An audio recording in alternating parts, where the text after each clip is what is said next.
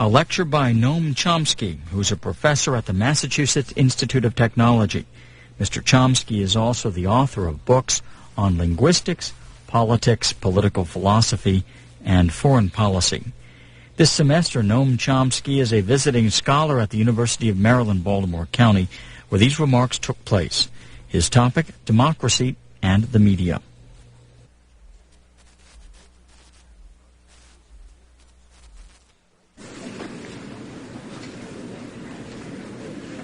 Okay, let us begin. I'd like to welcome you to the Fall 1994 University of Maryland Honors College Visiting Scholar Program. I'm pleased to recognize the participation of the following organizations with the Honors College in the sponsorship of this evening's program: the Humanities Forum, the Offices of Summer and Winter Programs, Residential Life and Campus Activities, and the Student Socialist Forum.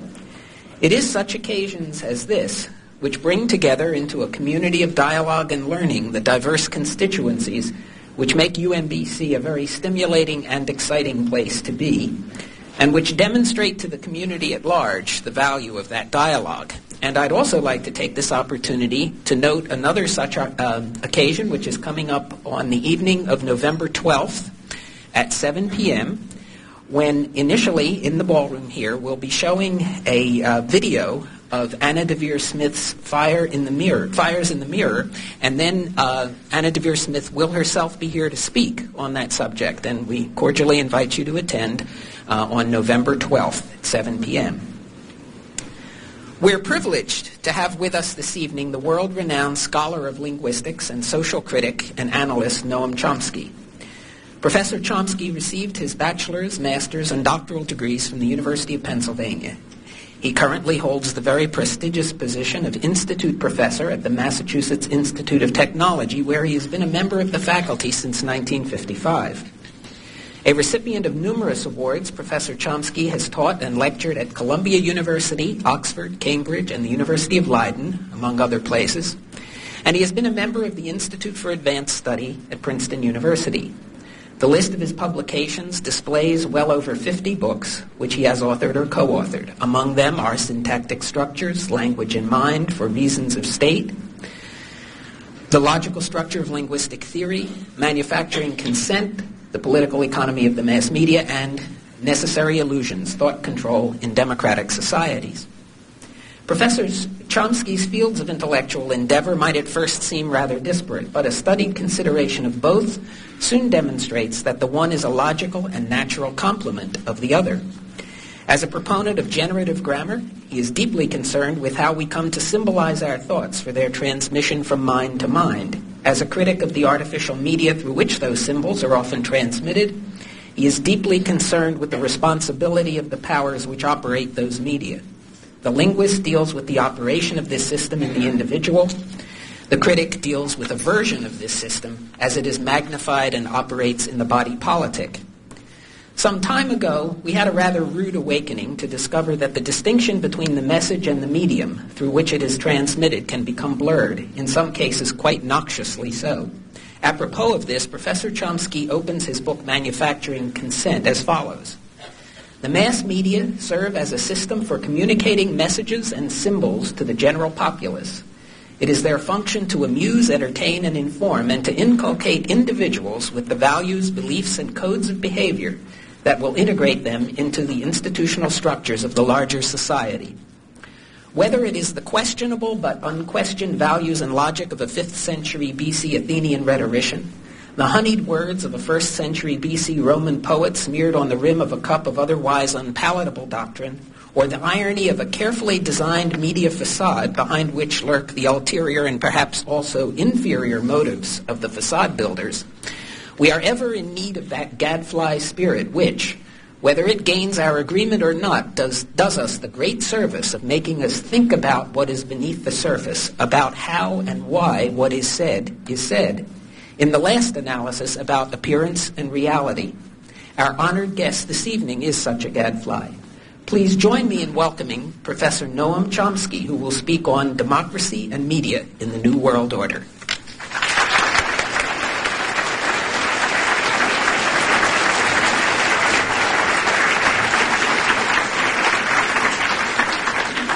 Thanks.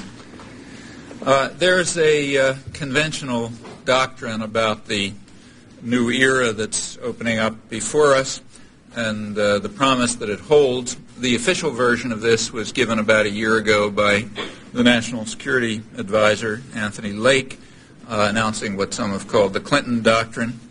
The doctrine is that we are now able to move from containment, that's what we did in the old days, to enlargement, which is what we're now going to do. In his words, throughout the Cold War, we contained a global threat to market democracies. Now we should seek to enlarge their reach with the evil empire out of the way. And commentators were much impressed by this enlightened vision. The story is so familiar that I'll spare you further quotes. Although when you move to the higher levels of the intellectual stratosphere, they do have a certain interest and maybe are worth a brief sample. So, for example, take, say, Henry Kissinger in his recent book. He repeats the standard refrain that the world is lucky indeed to have such a benevolent leader, but he warns that we may be a little too angelic for our own good. Altruism is okay up to a point, but the altruism of U.S. policy is beginning to be somewhat harmful, or maybe always has been. In other words, we should pay some attention to our own needs instead of just lavishing care and attention on everyone else. Sometimes this conception of the tradition and the New World Order actually rises higher than mere opinion or description of fact. Sometimes it reaches the realms of pure logic, but here you really have to go to the higher level. So, for example, there's a position at Harvard called the Eaton Professorship of the Science of Government, now held by Samuel Huntington. He writes in a prestigious journal, International Security, that the United States must maintain its international primacy for the benefit of the world because, alone among nations, the national identity of the United States is defined by a set of universal political and economic values, liberty, democracy, equality, private property, and markets. Well, since that's a matter of definition, so the science of government teaches us, evidence is beside the point. So you don't waste time testing and doing experiments to find out if 2 and 2 is really equal to 4.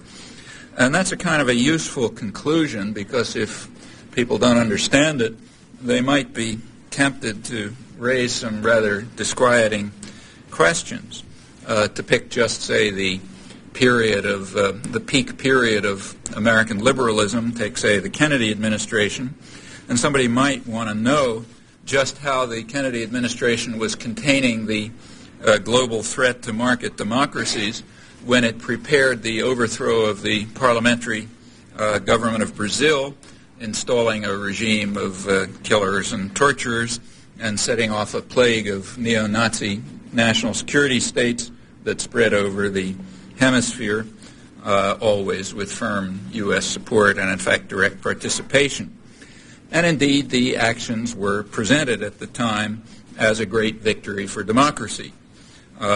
Kennedy's ambassador, Lincoln Gordon, who then became Secretary of State for Asian Affairs, he explained that the Brazilian coup, a military coup that overthrew the parliamentary regime, was a great victory for the free world, which was undertaken to preserve and not destroy Brazil's democracy.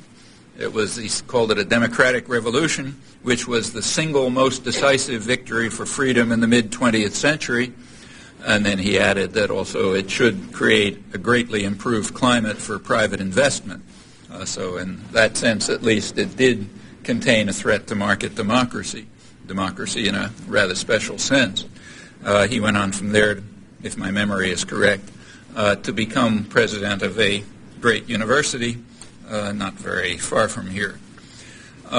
We also would not have to evaluate other cases, given that the U.S. commitment to these splendid values is a matter of definition. In fact, we can put aside the whole historical record, which unfortunately reveals a rather systematic relationship between U.S. policy and democracy and human rights and indeed markets. I'll come to that. One example is the close correlation that's been demonstrated repeatedly between U.S. aid and torture.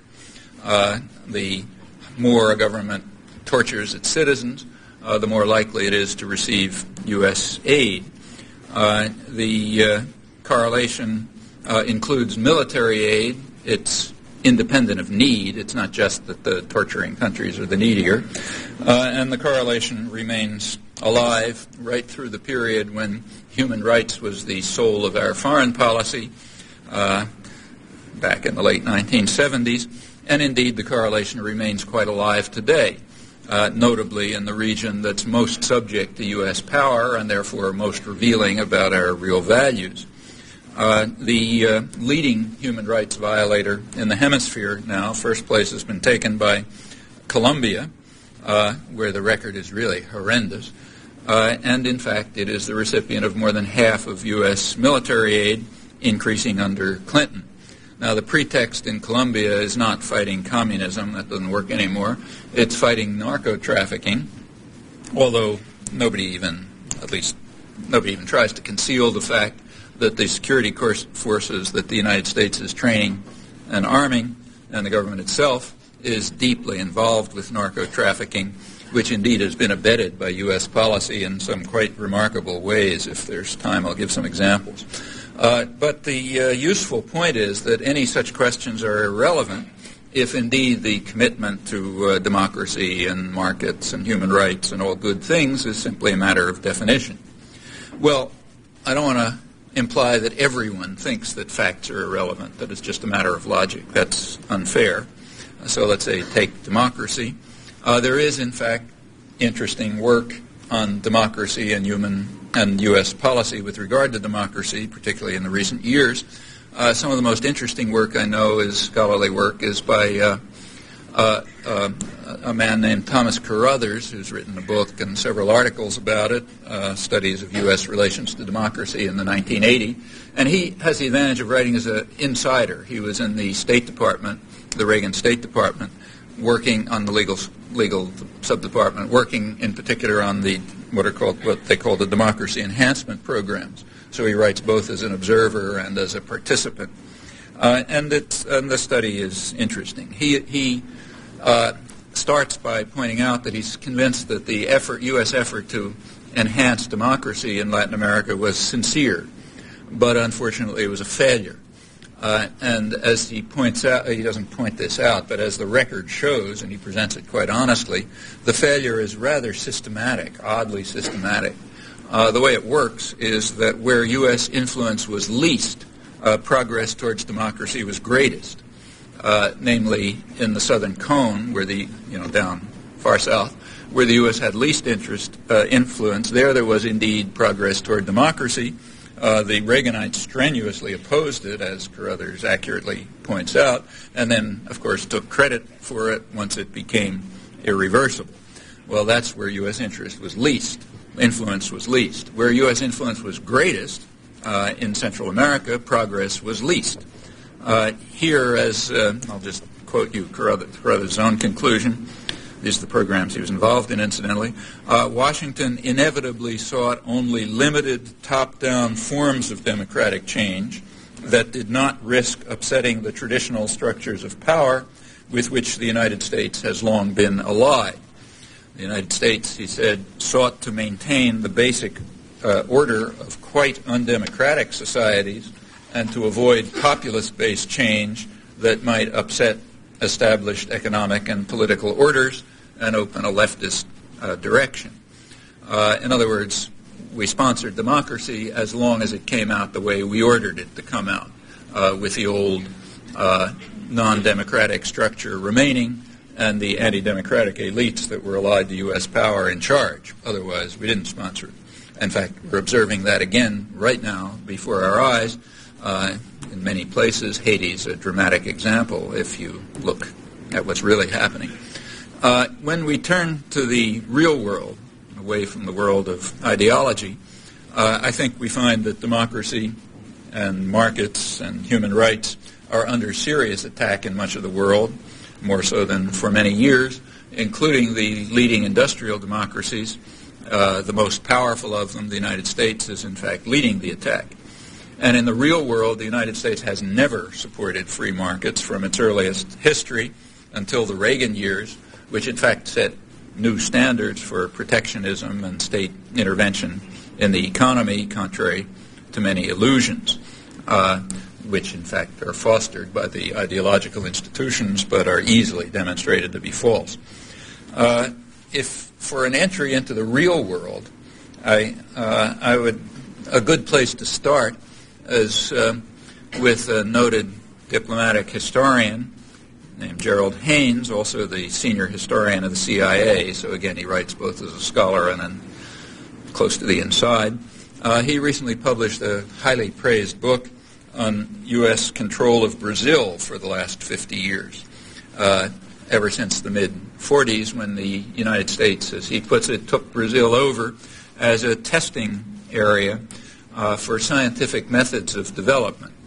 And we've been essentially running it ever since, including the great victory for democracy that took place when during the Kennedy-Johnson period that I already mentioned. Haynes, writing in 1989, describes this result as a great success story for American-style capitalism. Now that's an interesting judgment if you happen to know anything about Brazil, where a potentially very rich country, ought to be one of the richest in the world, where for maybe 90% of the population, the conditions of Eastern Europe under pre-Gorbachev would look like some kind of paradise. Now that's actually an interesting comparison if you ask yourself how Brazil compared with Russia 70 years ago, actually rather similar, with similar prospects. And you can draw some conclusions from that, but you can be safe and secure that those conclusions won't be drawn in mainstream discussion, where the only thing that's discussed is the comparison of Eastern Europe and Western Europe, showing how great we are and how awful they are, which is about as rational as a discussion of the nursery schools in Cambridge, Massachusetts, showing that they're a total failure, as you can see by comparing the amount of quantum physics known by graduates of the nursery schools with what's known by graduates of MIT. In fact, if you want to make even a minimally rational comparison of these two models of development, the one we carried out in the testing area for scientific development and the tyrannical command economy of Eastern Europe, the only way to do it, of course, is to start with places that are more or less alike. Eastern and Western Europe, the last time they were alike was about the 15th century, I guess, and Eastern Europe had been declining relative to the West ever since. On the other hand, say Brazil and Russia were more or less alike, although Brazil had all sorts of advantages that Russia never had. Well, I won't pursue that. As I say, that's a rational course. You can find some material on that, but not in the mainstream. Anyhow, back to Haynes. He begins by pointing out that, I'm quoting, following World War II, the United States assumed out of self-interest responsibility for the welfare of the world capitalist system. And as any CEO can explain to you, welfare for the leaders of the world capitalist system requires a dual policy with regard to markets.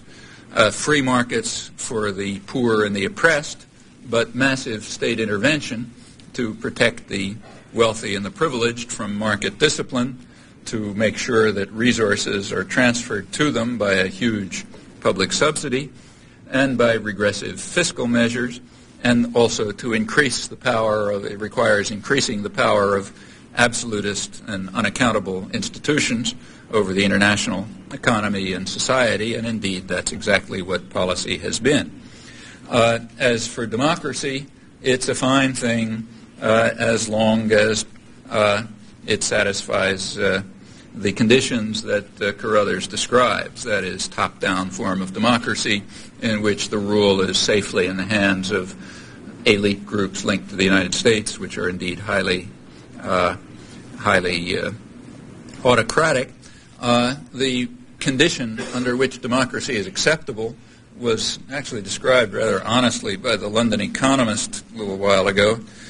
They were writing, this was right after the Polish elections, where the Poles had voted to against the policies that the London Economist and its readers favor.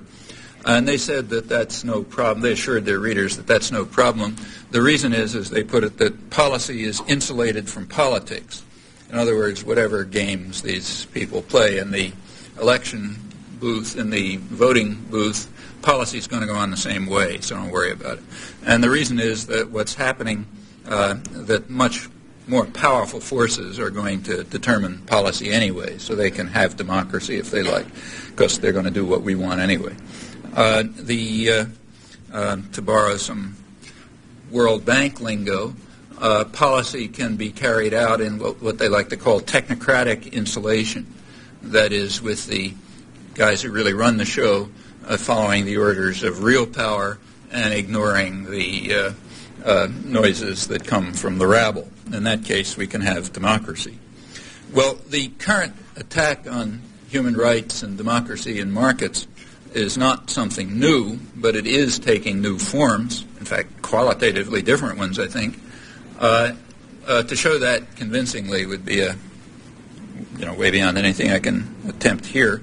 But what I'll try to do is just to indicate why I think that these conclusions are correct, and then maybe we can follow things up in discussion. Let me begin with a lead story in the New York Times that appeared in July under the headline, U.S. Corporations Expanding Abroad at a Quicker Pace. And it starts off like this.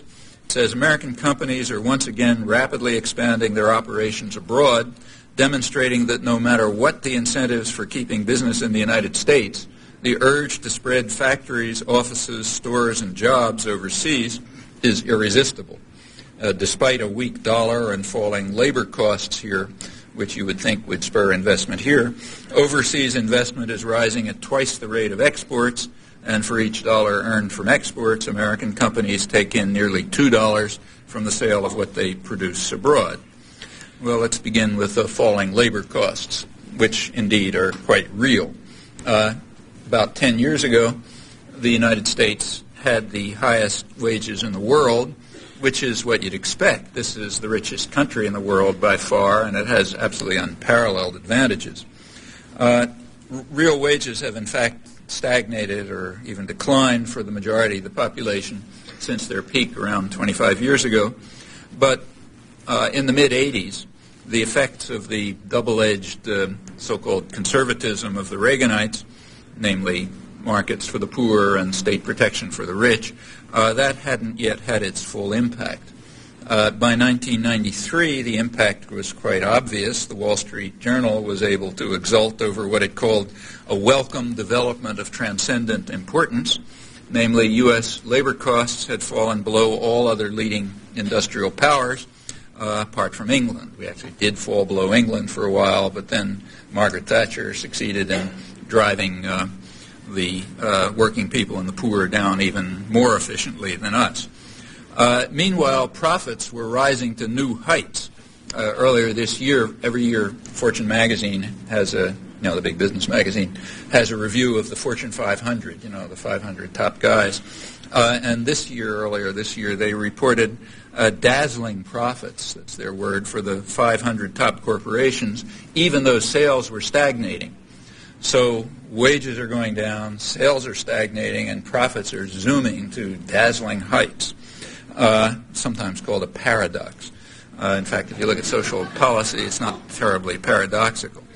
There are other things happening, too, along with decline in wages for the majority of the population, and that continues through the so-called recovery. Work hours are increasing. They're now at the highest level since the Second World War. The 40-hour week has long been forgotten. And markets are becoming more flexible. It's a technical term, which means that when you go to sleep at night, you don't know if you're going to have a job next morning. That's, as any economist can explain to you, that's a contribution to the health of the economy. It's a contribution to the health of the economy when you eliminate what are called market rigidities, like job security and contracts, pensions, union laws governing health, safety in the workplace, and so on. Those are all market rigidities which we want to eliminate in the interest of the health of the economy.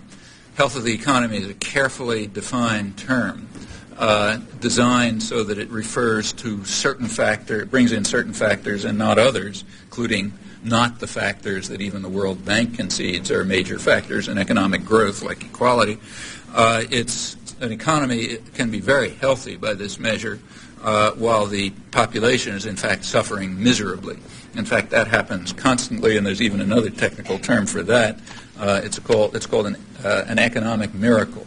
It means the privileged few are doing beautifully, the numbers look fine, foreign investors are enriching themselves, and the population may be starving to death. Well, these developments are welcome to other sectors of the world capitalist system for whose welfare the United States has provided, as the senior historian of the CIA puts it.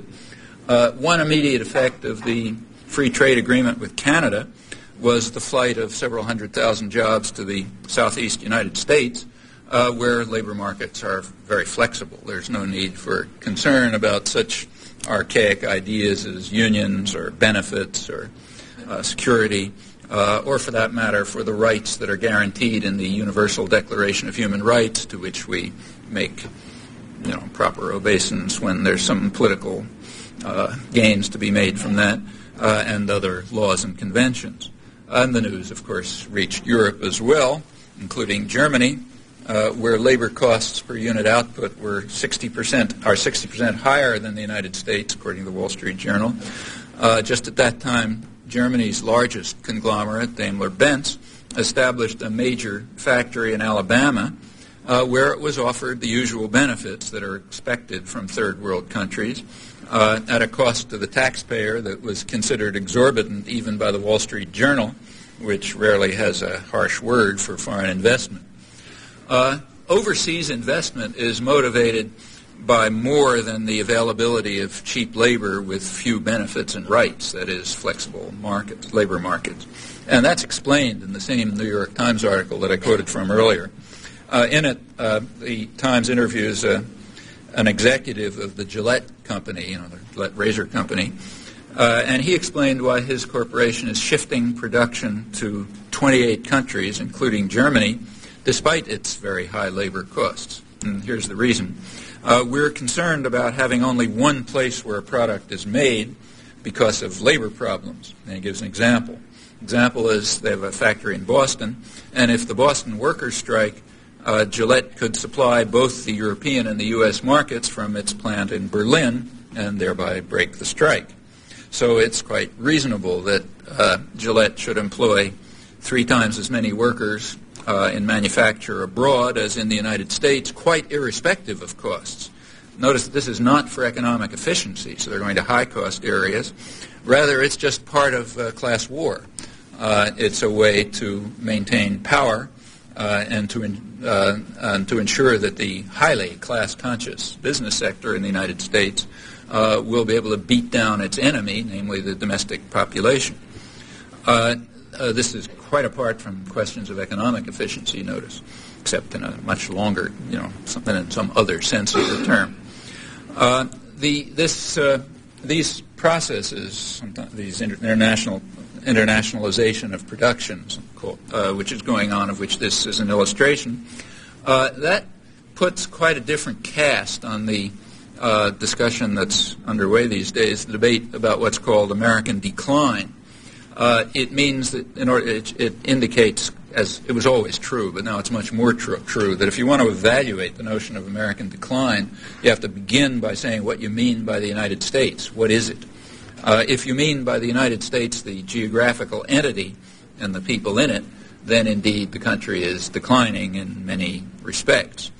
But as Adam Smith observed 2 centuries ago, the principal architects of state policy, in his days the merchants and manufacturers of England, have quite different interests than those of the population of their country, and they make sure that their own interests are, in his words, most peculiarly attended to, whatever the effect on their own populations, let alone others. And nothing has changed in that regard, including the need to employ the class analysis that Adam Smith took for granted in understanding policy choices. Incidentally, I'm talking about the real Adam Smith, not the one who is created by ideologues. The real one is actually quite interesting, not the imbecile it sounds like when you look at what's attributed to him.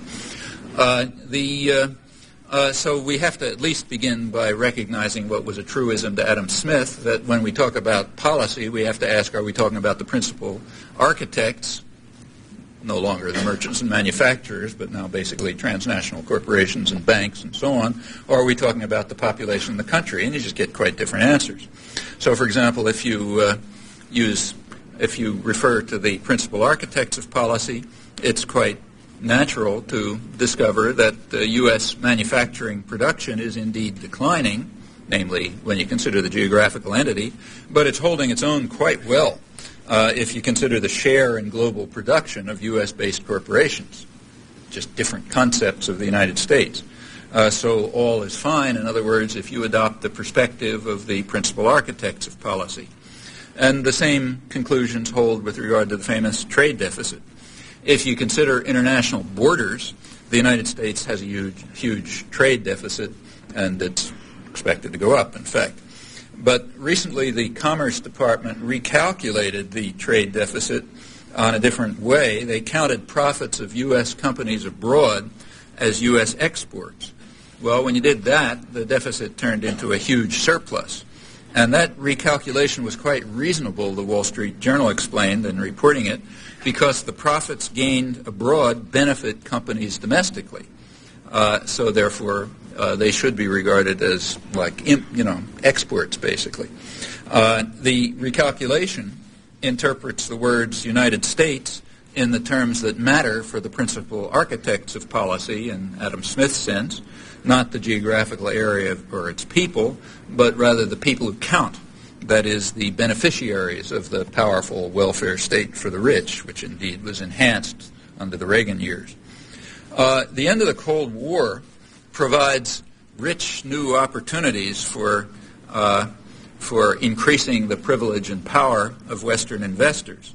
Partly that's simply because much of the region is being returned to its traditional third world service role. In my opinion, that's what the Cold War was basically about, but that's another topic. I'll put it aside. In any event, that's plainly happening. It's going back, most of it, to where it was relative to the West about 70 years ago, and for Eastern Europe 50 years ago.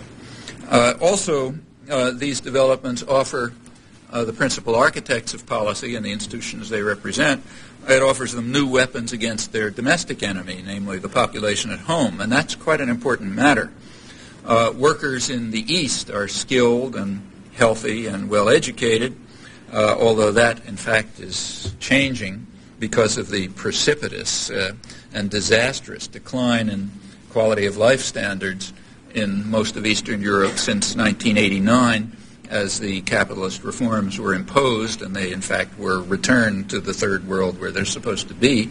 UNESCO has a recent report in which they try to give put some numbers on this, and they estimate, for example, about 500,000 extra deaths a year in Russia alone as a result of these measures, which incidentally they say they approve of, though not the way they're carried out. The workers in the East, nevertheless, still are, they may not remain, but they still are skilled and well-educated, and of course they're also blonde and blue-eyed, which overcomes another unspoken problem about the third world.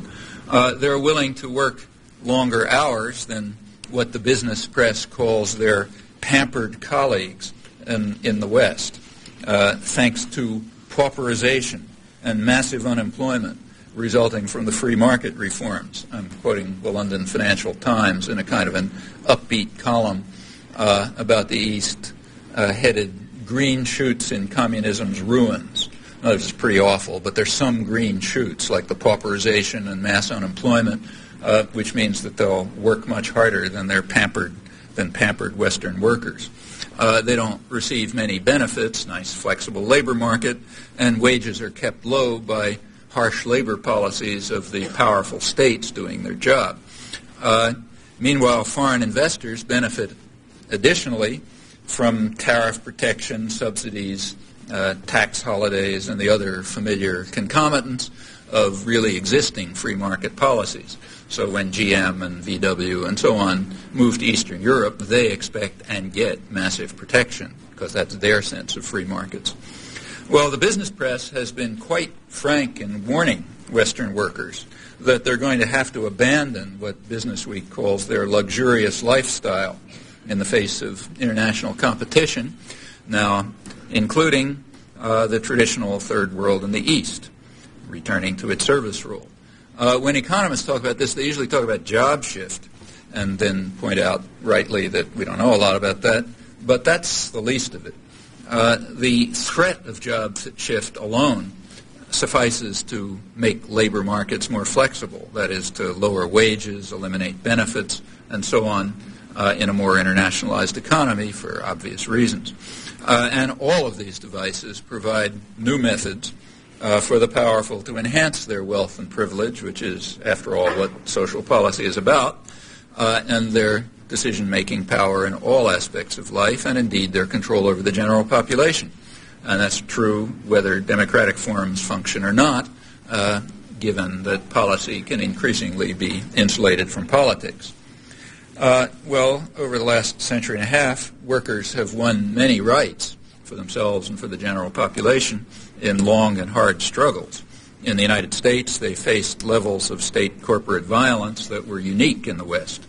But in the United States, these rights have been eroded and by now have almost been completely destroyed by a major state corporate offensive starting right after World War II. Ever since the Reaganite takeover, the offensive simply became open partnership in crime. Employers simply violated the law, frankly and openly, secure in the knowledge that they'd be backed by a criminal state. All of this, incidentally, is reviewed in some detail and quite accurately in Business Week in a cover story last May, which you might want to have a look at. The conclusion is that crime does pay, particularly when state power is behind it. That's a principle that's understood very well by our clients abroad as well. As for the global social and economic crisis, it's quite real, and people feel it, and they feel it rightly.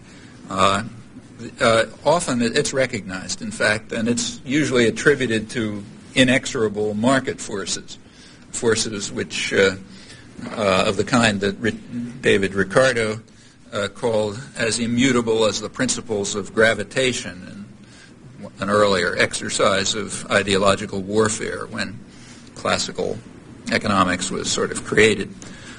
Recognizing these inexorable forces, you then get division among analysts about the contribution of various factors like international trade and automation. Those are some of the major ones. Well, putting aside the absurdity of comparing human institutions with their specific values and choices to laws of nature, it should be recognized that there's a considerable element of deception in all of this. If you look closely, you find that the alleged deficiencies of trade and automation, for example, are hardly attributable to the market.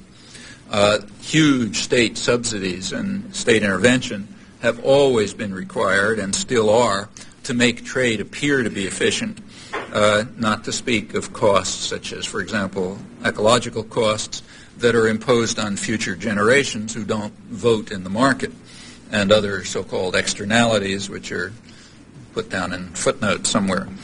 Well, to mention merely one slight market distortion, which doesn't get discussed much and talk about the efficiency of trade, a substantial part of the Pentagon budget has been devoted to, I'm quoting, secure flow of oil at reasonable prices from the Middle East, which is overwhelmingly the preserve of the United States. I'm quoting from Phoebe Marr of the National Defense University in a casual and quite correct comment in a scholarly journal. If you were watching television during the latest Iraq escapade, you'll recall that she was one of the main specialists called upon to give explanations of what's happening. Well, the Pentagon budget, which is not slight, is a contribution to the efficiency of trade that doesn't receive too much attention, apart from other contributions that it makes to what's called the health of the economy, and there are plenty of other such factors. If you consider them, you get quite a different picture. Let's take automation, the second factor. There's no doubt that it is throwing people out of work these days, and it does contribute to profit today. However, automation was so inefficient that it could not be developed through market forces. It had to be developed through decades of protection in the state sector. That's what's called here the defense system. That's just the state sector of the economy, which the public pays for until something profitable comes out, at which point it's handed over to private power. This has been studied very extensively and very revealingly by David Noble, formerly of my university, now in Canada. Works very much worth reading. And furthermore, as he demonstrates, the specific form of automation that was selected was not inherent in the technology, nor was it picked for reasons of economic efficiency. Often the choice was driven by power rather than profit or efficiency or anything that's in the technology. That is, the form of automation that was developed within the state sector, protected because of its enormous inefficiency, the form of automation that was developed was designed to de-skill workers and subordinate them to management, not the contrary, to give work, to empower workers and eliminate management. The technology doesn't care which way it's used. It could be used one way or the other. And questions of profit are basically irrelevant to this question. What is relevant are questions of domination and control, like, for example, Gillette's buildup of a labor force in Berlin in case American workers get the crazy idea of striking. What is in fact happening in the world has less to do with markets than it does with raw, concentrated power and class war of the kind that was obvious to Adam Smith. Increasingly, this power is vested in unaccountable institutions. There are changes in the international economy that have offered real hopes for reversing and unraveling the advances in democracy and human rights that had been achieved in more than a century of bitter struggle. One factor is just the internationalization of the economy, which offers very effective weapons against working people, as I mentioned, as is obvious. Another factor, which sort of goes along in parallel with that, is the huge explosion in unregulated speculative financial capital, and also which has just exploded since around 1970 when the regulatory system was dismantled by Richard Nixon, the Bretton Woods system. And not only has the scale grown enormously, but so has the composition. So current estimates are that around 1970, about 90% of the capital involved in international exchanges was trade-related or investment-related, that is, related to some sort of meaningful economic purpose. And about 10% was speculation, like speculation against currencies. By 1990, those numbers had literally reversed, 90% speculation, not anything productive. And the latest report I saw in a UN Development Policy Program report just a few months ago is that figure is now going up to 95%.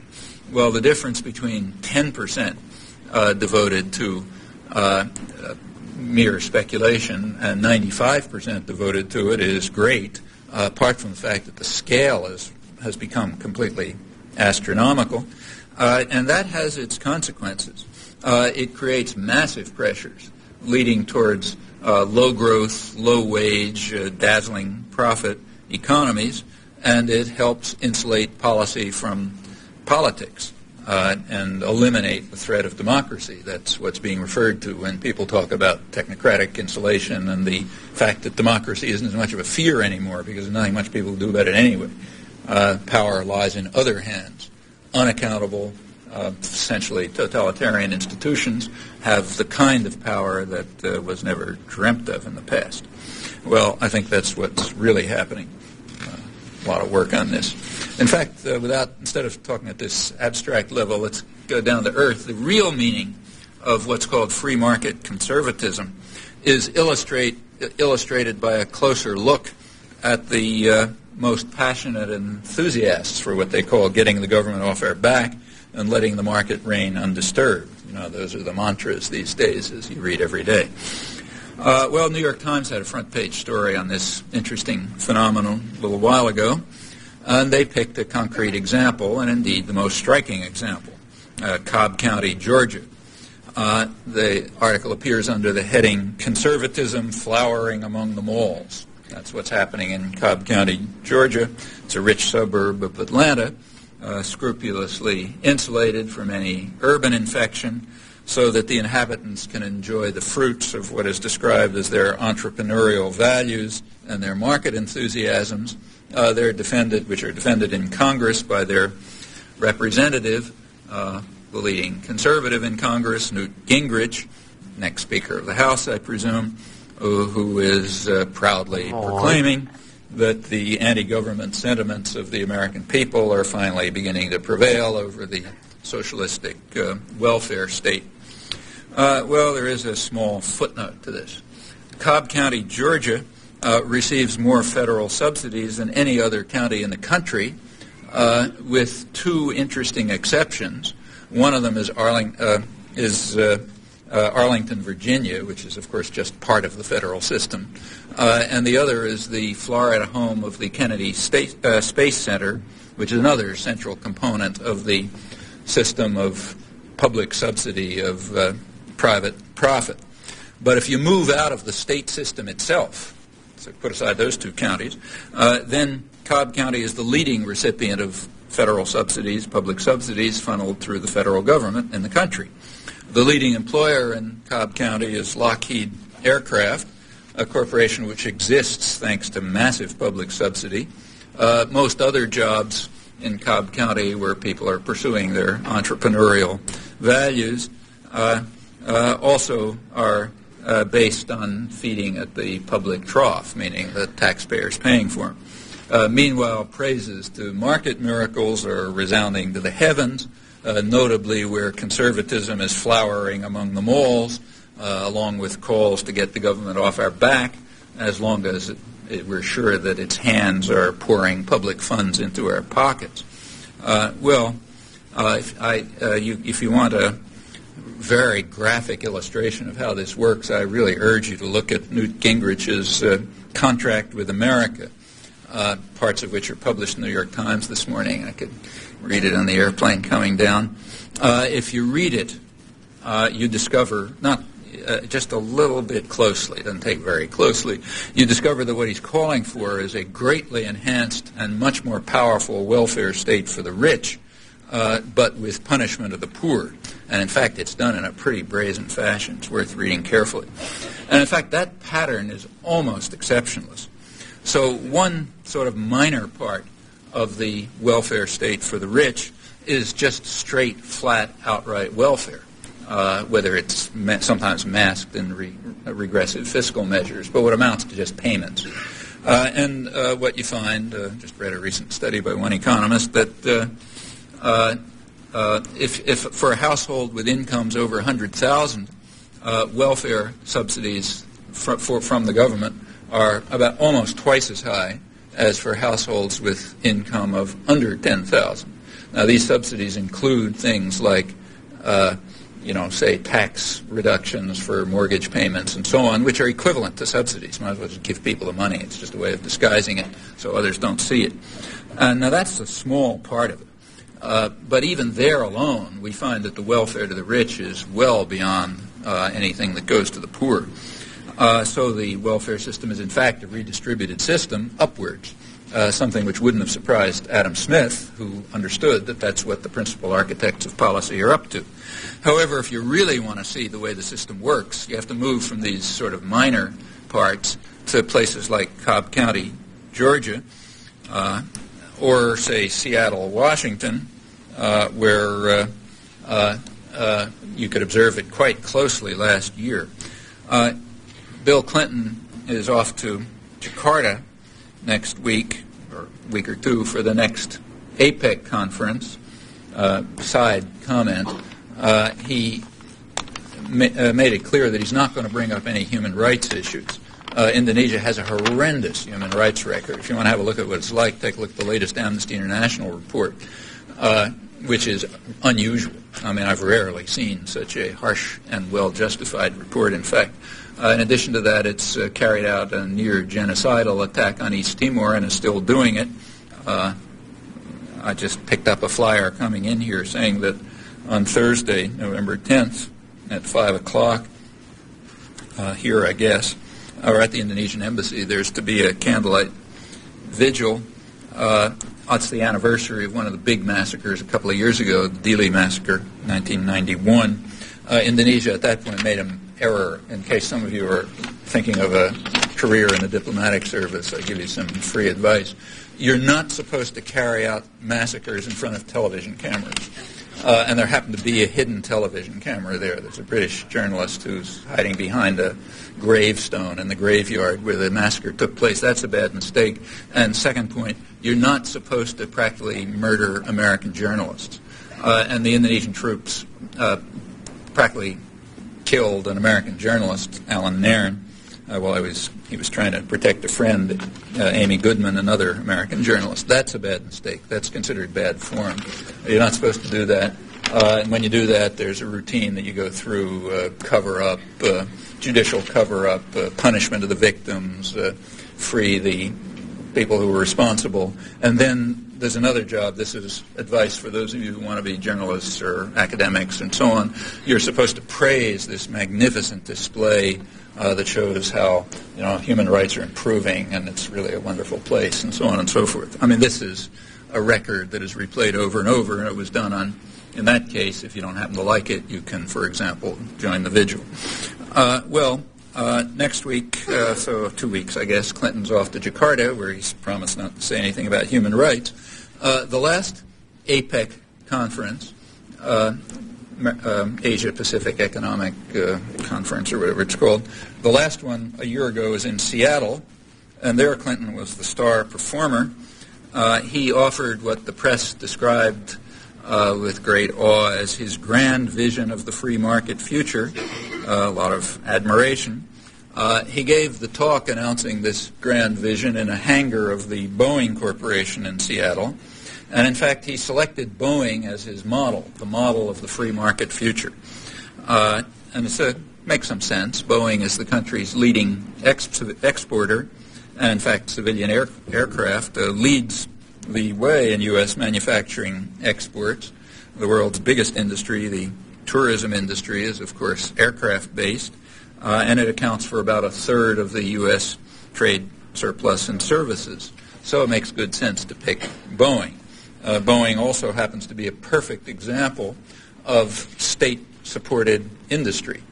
Boeing is a publicly subsidized, like Lockheed, publicly subsidized corporation, which the taxpayer pays for, but the profits go to the investors. That's our system. That's what we call free enterprise, and getting the government off your backs. So Boeing was a great choice. Nobody seemed to notice this when they were talking about the grand vision for the future, but it's an interesting story. If you look at the history, Boeing, the leading exporter, before World War II, it could barely survive. During World War II, however, its investment increased fivefold, over 90% of it federal money. This is while Boeing was doing its patriotic duty during the Second World War, and wages were being held down for others doing their patriotic duty. So after World War II, Boeing was in business, not through the forces of the market. Well, what happened after the war? Fortune magazine, the leading business magazine, recognized right off, I'm quoting it, that the aircraft industry cannot satisfactorily exist in a pure, uncompetitive, unsubsidized free enterprise economy. And Business Week added that the government is their only possible savior. And in fact, the Pentagon system was revitalized as the savior.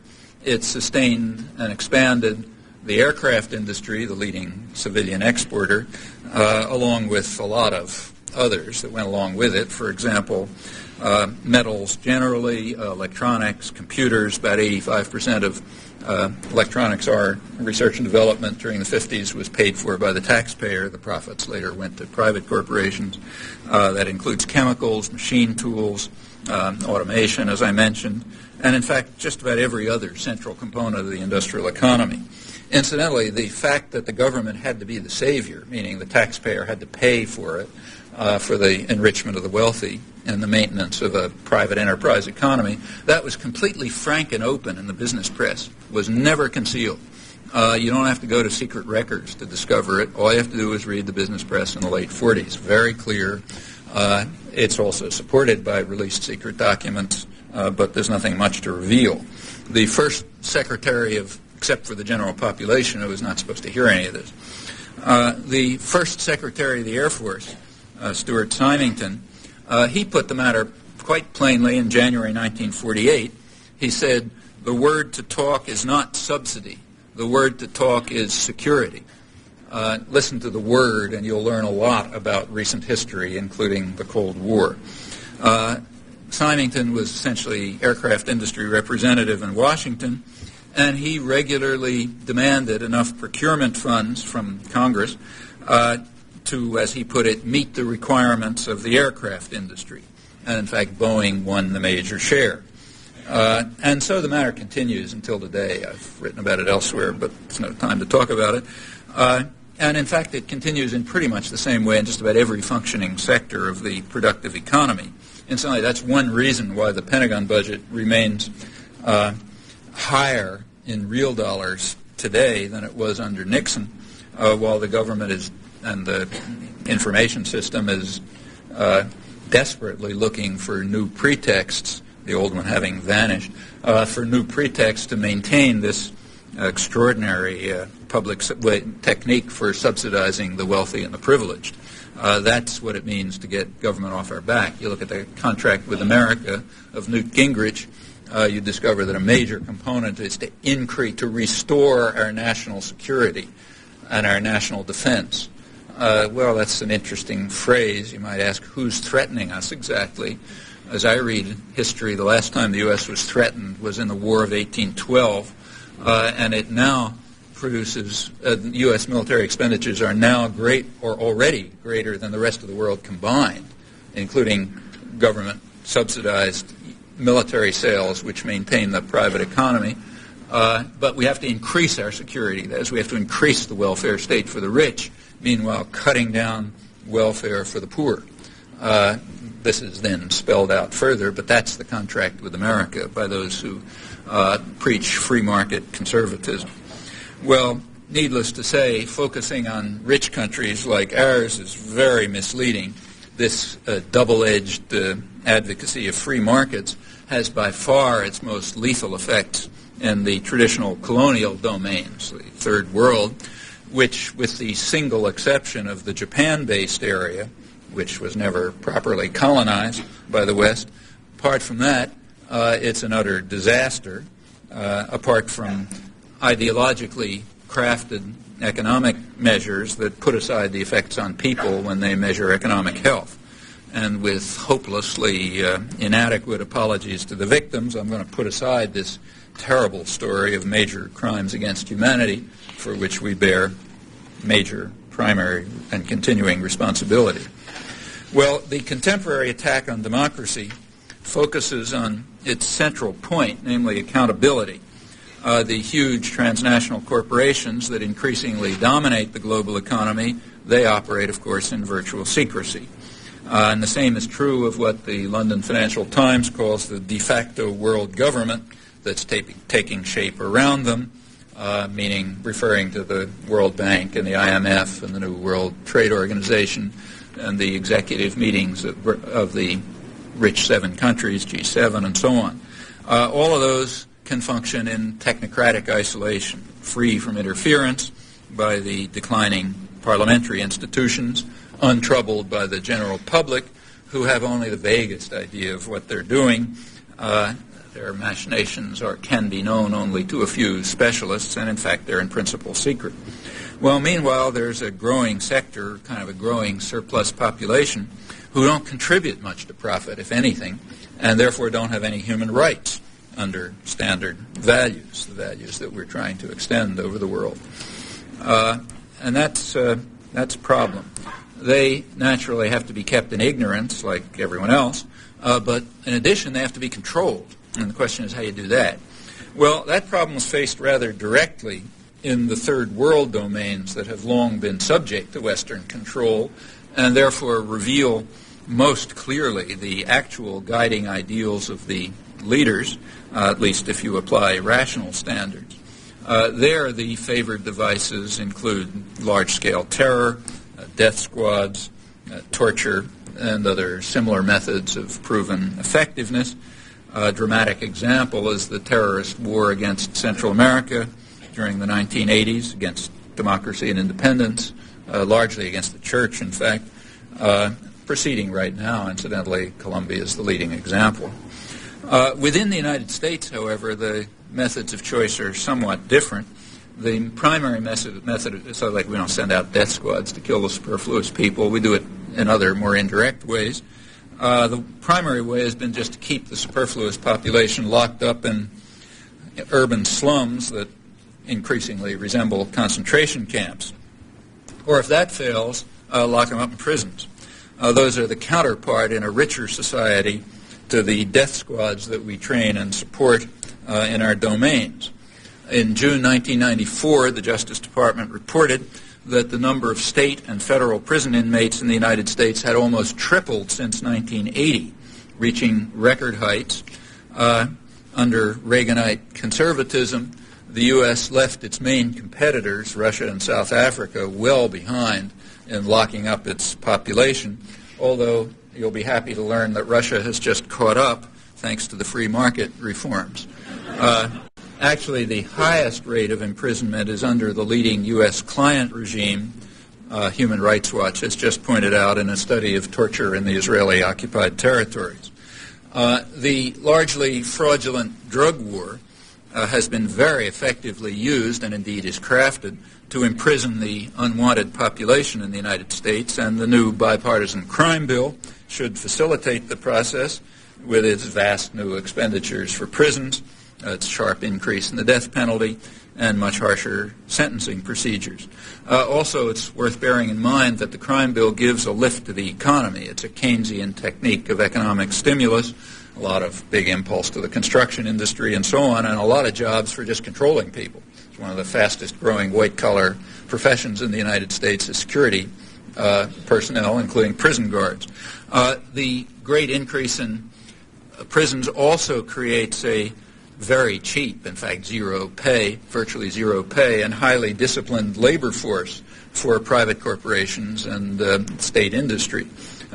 So it's pretty useful for the economy, and you can see then why Newt Gingrich's Contract for America calls for a very rapid expansion in this highly efficient device of increasing state power and ridding ourselves of people who have no rights by the simple standard that they don't contribute to profit making.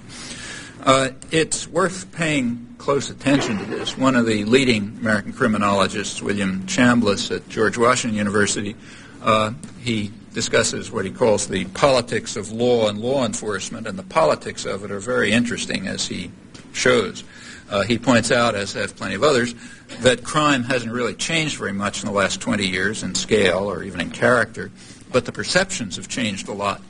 And furthermore, the punishment has gone up very fast and in highly restricted and specialized ways, targeting the most vulnerable sectors of the population, mainly blacks. Over half the prisoners in federal prisons, about 30% in state prisons, are there for drug violations. Two-thirds of the arrests in 1992, last year for which there are good statistics, were for possession, not for sale and manufacture. So take a look at your favorite federal lockup, and you won't find many executives of chemical corporations that provide the materials or banks that launder the money, rather for possession, like kids on the street. Blacks account for 2/3 of the prisoners convicted for drug offenses, even though studies have shown that more whites than blacks use illegal drugs, and of course about 80% of the population is white. And furthermore, the laws themselves are very carefully crafted. So it happens for various reasons that in the urban ghettos, crack cocaine is the favored drug, whereas in the white suburbs, it's powdered cocaine. Have a look at the laws for those two, and you'll find that the punishments are radically different. In fact, black males are considered a criminal population by law enforcement officials, so Chambliss concludes from quite interesting studies that are available.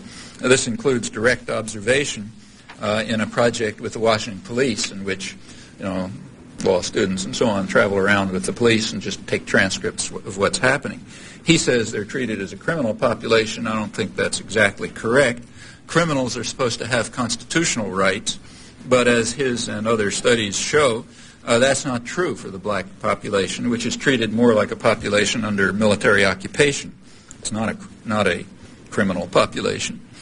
Actually, the drug war goes down to fine detail when you look closely. They're in Colombia, where the situation is monstrous. There nevertheless are human rights groups functioning. The most active is a Jesuit-based Peace and Justice group. They just came out with a report on atrocities in the last year, or in this report. But they also include an appendix on the drug cartels, which is kind of intriguing. Colombia is the main source of, illegal drugs here, high technology illegal drugs. And there are two major cartels. There's the Medellin cartel and the Cali cartel. And they've been treated quite differently, they point out.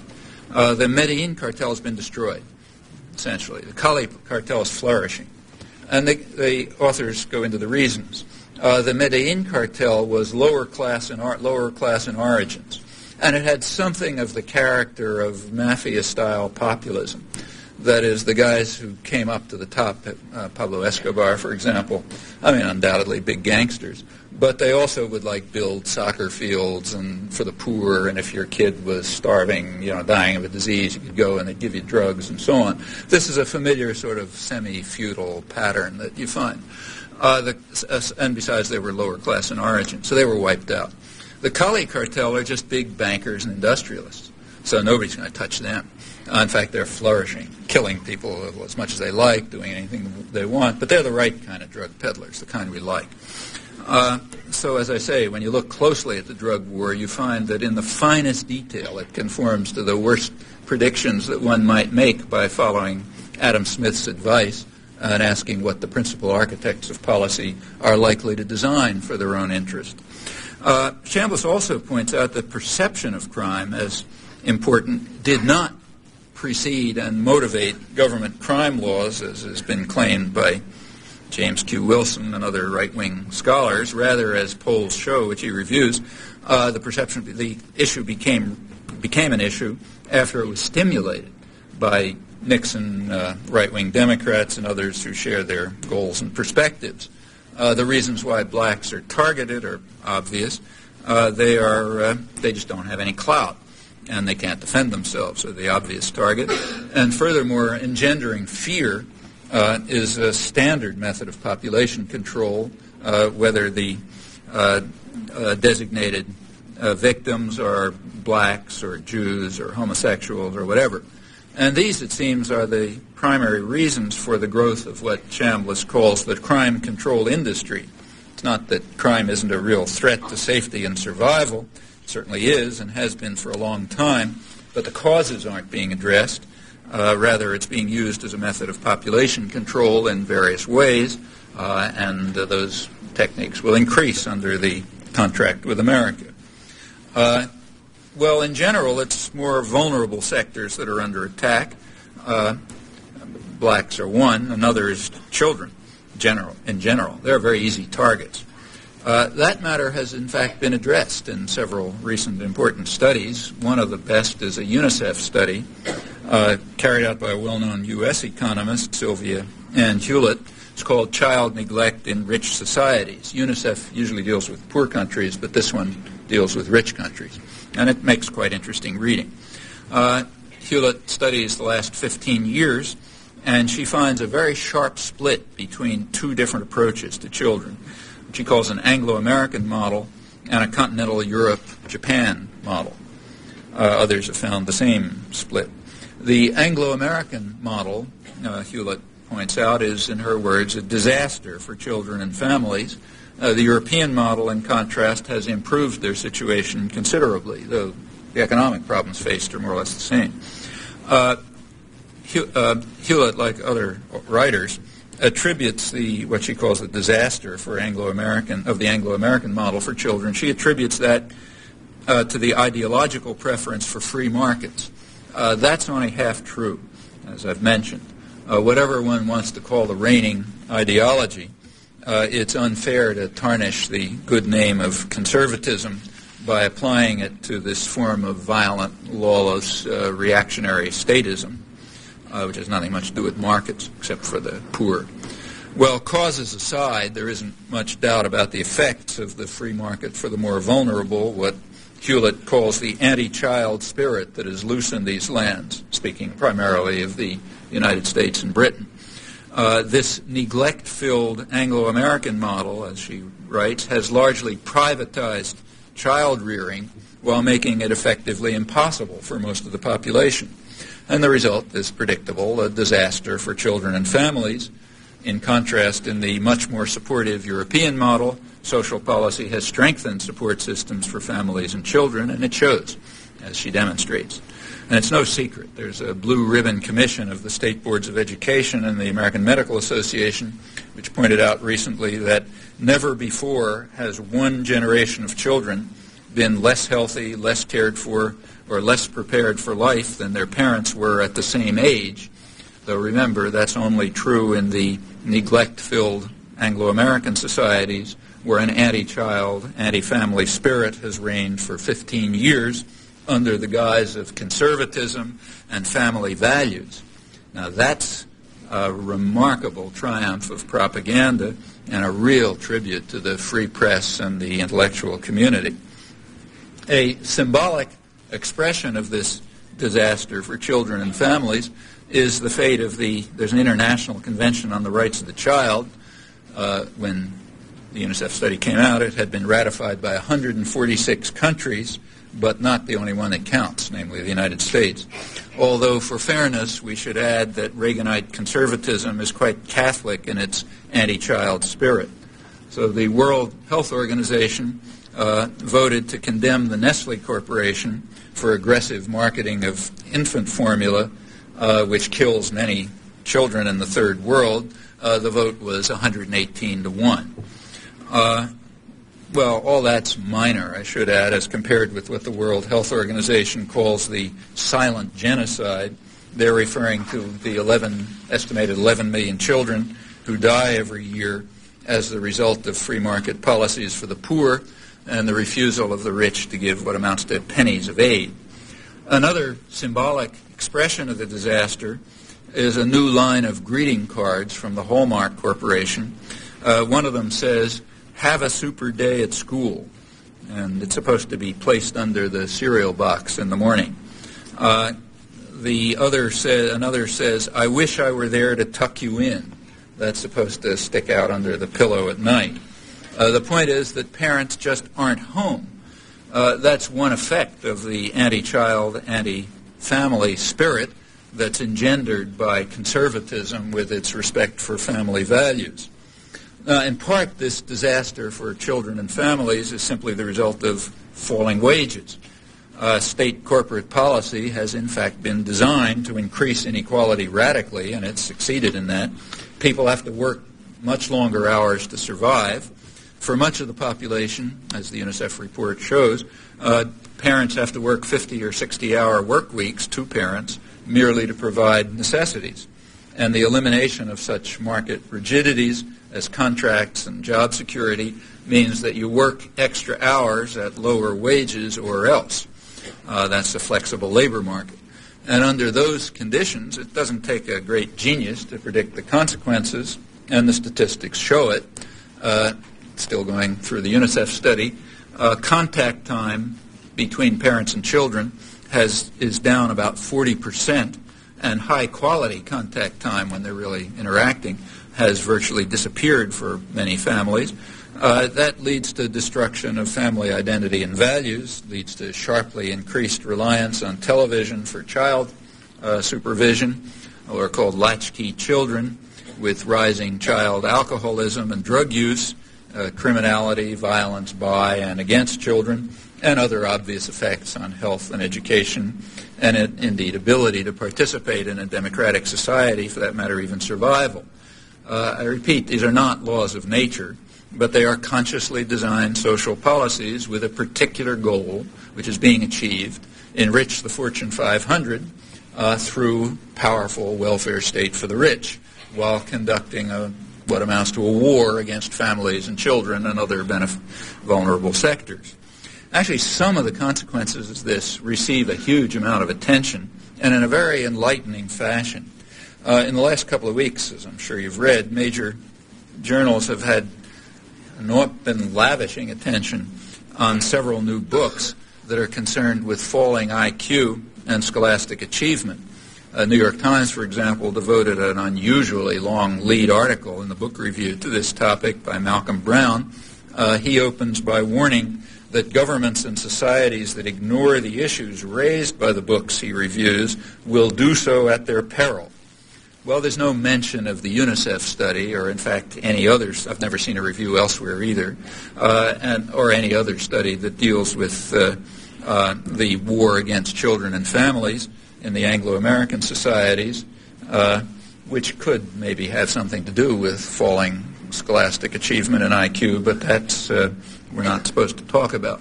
So what question is it that we ignore at our peril? Well, it turns out to be quite narrow, none of these questions. It turns out that IQ may be partially inherited and more ominously linked to race, with blacks breeding like rabbits and fouling the gene pool. Now there's a real problem. One of the problems, one of the books that Brown respectfully reviews, suggests that maybe black mothers don't nurture their children because, I'm quoting, they evolved in the warm but highly unpredictable environment of Africa. Now that's real hard science, which we ignore at our peril. On the other hand, we may, and indeed we must, ignore the social policies based on free markets for the poor and state protection for the rich. So we must, and Brown does, as does everyone else, ignore the fact that in the city where the articles appear, richest city in the world, 40% of the children live below the poverty line, meaning deprived of any hope of escape from misery and destitution. Poverty level in the United States is twice that of any other industrial country.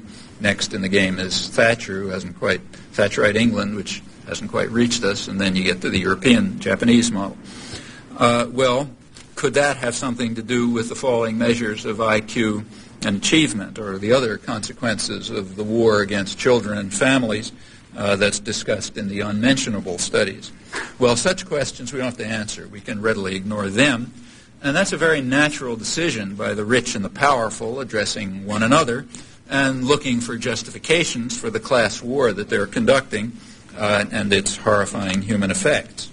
Well, these are examples of some of the uglier forms of population control.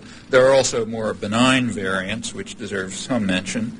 In the benign variant, the rabble are supposed to be diverted into harmless pursuits by the huge propaganda institutions that are organized and run by the business community. They spend hundreds of billions of dollars a year, incidentally half of it is in the United States, with the goal of converting people into atoms of consumption and obedient tools of production, at least when they're lucky enough to get work, crucially isolated from one another and lacking even a conception of what a decent human life might be. And that's important. Normal human sentiments have to be crushed. They have to be beaten out of people's heads. They are inconsistent with an ideology that's geared to the needs of privilege and power, an ideology that celebrates private profit as the supreme human value and denies people rights beyond what they can salvage in the labor market. I should say that this has been going on for a century and a half and is an interesting story in itself. And again, I stress, Not everybody is supposed to live under market discipline, only poor people. The rich are to be protected by an ever more powerful state and by the global oligopoly that ensures that policy will be insulated from politics. These contemporary advertising onslaughts kill more than the mind and the spirit. They also kill people, and on a pretty impressive scale. One major exercise of state power under Reagan-Bush conservatism was their updating of Britain's opium wars of 150 years ago, when the British forced China to accept Britain's exports of lethal narcotics from its Indian colony. And the current revival relies on the threats of trade sanctions against countries that are unwilling to permit free import and free advertising for today's leading lethal narcotic, leading killer, namely tobacco, which just orders of magnitude beyond illegal drugs and its lethal effects and the deaths from it and so on. The advertising of the U.S. and British giants targets primarily the most promising new markets, namely young people and women. Much of East and Southeast Asia has already succumbed to U.S. threats. These are backed by GATT under the name of free trade. The U.S. Agriculture Department, also trumpeting free trade, gives grants to tobacco firms to promote smoking overseas in an effort to stimulate the profitable slaughter. Asian countries have attempted anti-smoking campaigns, but they're overwhelmed by the miracles of the market, reinforced by U.S. state power through the sanctions threat. There's a epidemiologist in Oxford University who's really studied this, and he recently studied this. He estimates that among Chinese children under 20 today, 50 million will die of cigarette-related diseases. It's an achievement that ranks reasonably high even by 20th century standards. Well, along with democracy and rights, markets are also under intensive attack. Even if we put aside the massive state intervention at home and in the international economy, increasing under the Reaganites, the increasing economic concentration and market control, they alone offer endless devices to evade and undermine market discipline. That's a long story that there's no time to go into here, but let me just mention with one illustration. About 40% of what's called world trade isn't really trade at all in any meaningful sense.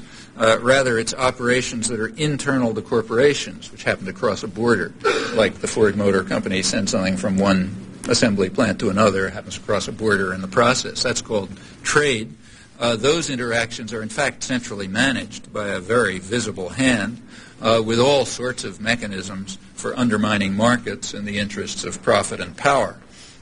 In reality, we have a kind of quasi-mercantilist system of transnational corporate capitalism, which is just rife with the kinds of conspiracies of the masters against the public, of which Adam Smith warned, not to speak of the traditional reliance on state power and public subsidy. There's a 1992 study of the OECD, the rich countries, which concludes, sorry for the jargon, but I'll translate it into English afterwards, oligopolistic competition and strategic interaction among firms and governments, rather than the invisible hand of market forces, condition today's competitive advantage and international division of labor in high technology industries, as indeed in agriculture and pharmaceuticals and services and major areas of economic activity in general. In other words, what really makes things efficient is oligopoly, big corporations working together in quasi-conspiracies, and interactions with the state power that defends and protects them. That's what really works in today's economy, according to the Organization of the Rich Countries of the World. Well, the vast majority of the world's population, who are subjected to market discipline and regaled with odes to its wonders, are not supposed to hear these words, and in fact they rarely do. Again, some free advice to those of you who want to make it in the ideological institutions. You're not supposed to hear those words or to understand them, or certainly to transmit them to the general population. That would be a bad mistake. You're supposed to talk about the miracles of the market.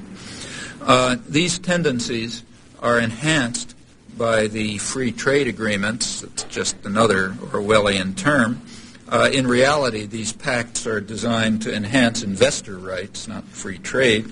You look at them closely, there's a combination of liberalization and protectionism, which is very carefully geared to the interests of the transnational corporations that are supposed to monopolize the technology of the future, the knowledge of the future, through highly protectionist devices, and of course to rule the world economy. That's very clear when you look at them closely.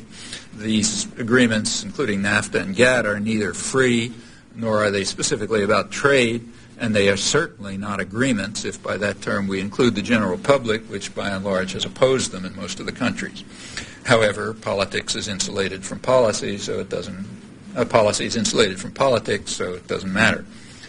These agreements, these investor rights agreements, are likely to achieve, at least enhance, the basic goal, namely to accelerate the drift of global society, including the rich countries, to a kind of third world model, a model where you have islands of enormous wealth and privilege and a growing sea of misery and despair.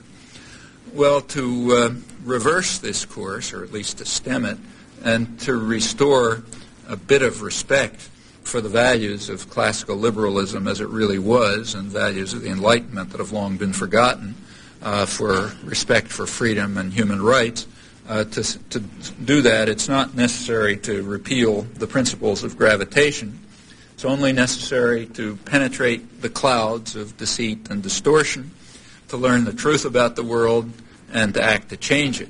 That's never been impossible. It's never been easy.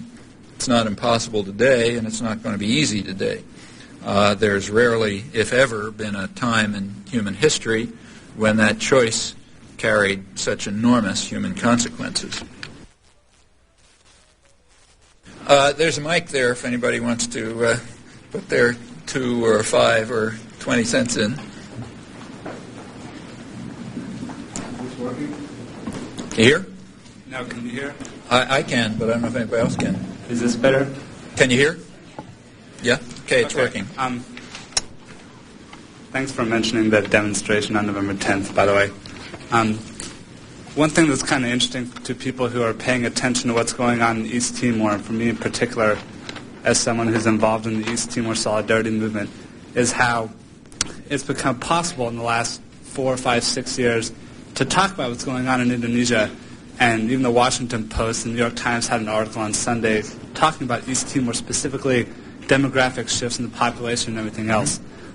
What's conspicuously absent is any sort of relevant context that looks at the U.S. role in supporting this genocide and everything else. It's usually talked about in the context of, Indonesian annexation or whatever, ignoring both the role of the media and the role of the U.S.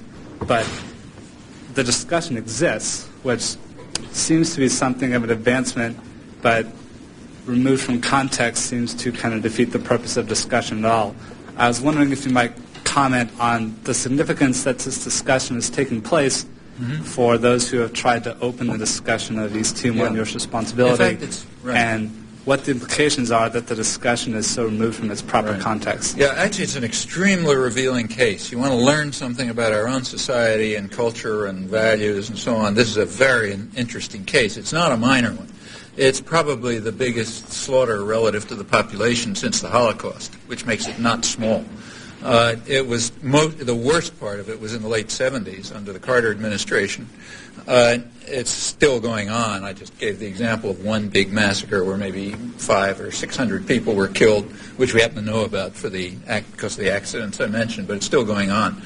At the time, in the late 70s, it was at about the scale of the Pol Pot massacres, and relative to the population, much larger. Furthermore, it was radically different from the Pol Pot massacres in one critical respect. Nobody had any idea about how to stop the Pol Pot massacres, but it was trivial to stop this one. We could simply follow for one of the principles of the Hippocratic Oath, which begins by saying, first do no harm, then we'll talk about other things. In fact, that massacre was going on because the United States was crucially supporting it. The U.S. was providing, the invasion took place with the explicit authorization of Henry Kissinger and Gerald Ford, Kissinger at once, secretly, although it leaked, move to increase the sales of U.S. arms, including counterinsurgency equipment to Indonesia, which already was 90% armed with U.S. arms. It's now known from leaked documents that the British and Americans and Australians knew all about it and advanced and followed it. It was continuing. Before the invasion, coverage of East Timor was in fact rather high, surprisingly high. The reason was this was part of the Portuguese Empire, and there was a lot of concern at the time that with the Portuguese Empire collapsing, countries might do what's called moving towards communism, meaning moving toward independence, which is not allowed. So there was, in that context, a lot of coverage of East Timor. As the invasion took place, the coverage started to decline, and it declined very sharply. By 1978, when the atrocities reached their peak, coverage reached zero, literally zero in the United States and Canada, another big supporter. In 1978, the Carter administration, in fact, rushed new supplies of arms to Indonesia because they were actually running out of arms in the slaughter, which maybe by then had killed a couple 100,000 people. Where there had been any coverage at all, it was simply repetition of grotesque lies by the State Department or Indonesian generals presented as news in the front page. Well, around the early 80s, the change began that you described. There began to be some coverage, although always excluding the American role, which was crucial. For example, not only in providing arms, but even diplomatic support. And furthermore, it's not a secret. Like you read the memoirs of our UN ambassador, Senator Daniel Moynihan, who's greatly praised for his defense of international law. He describes it in his memoirs. He was UN ambassador when the Indonesian invasion took place.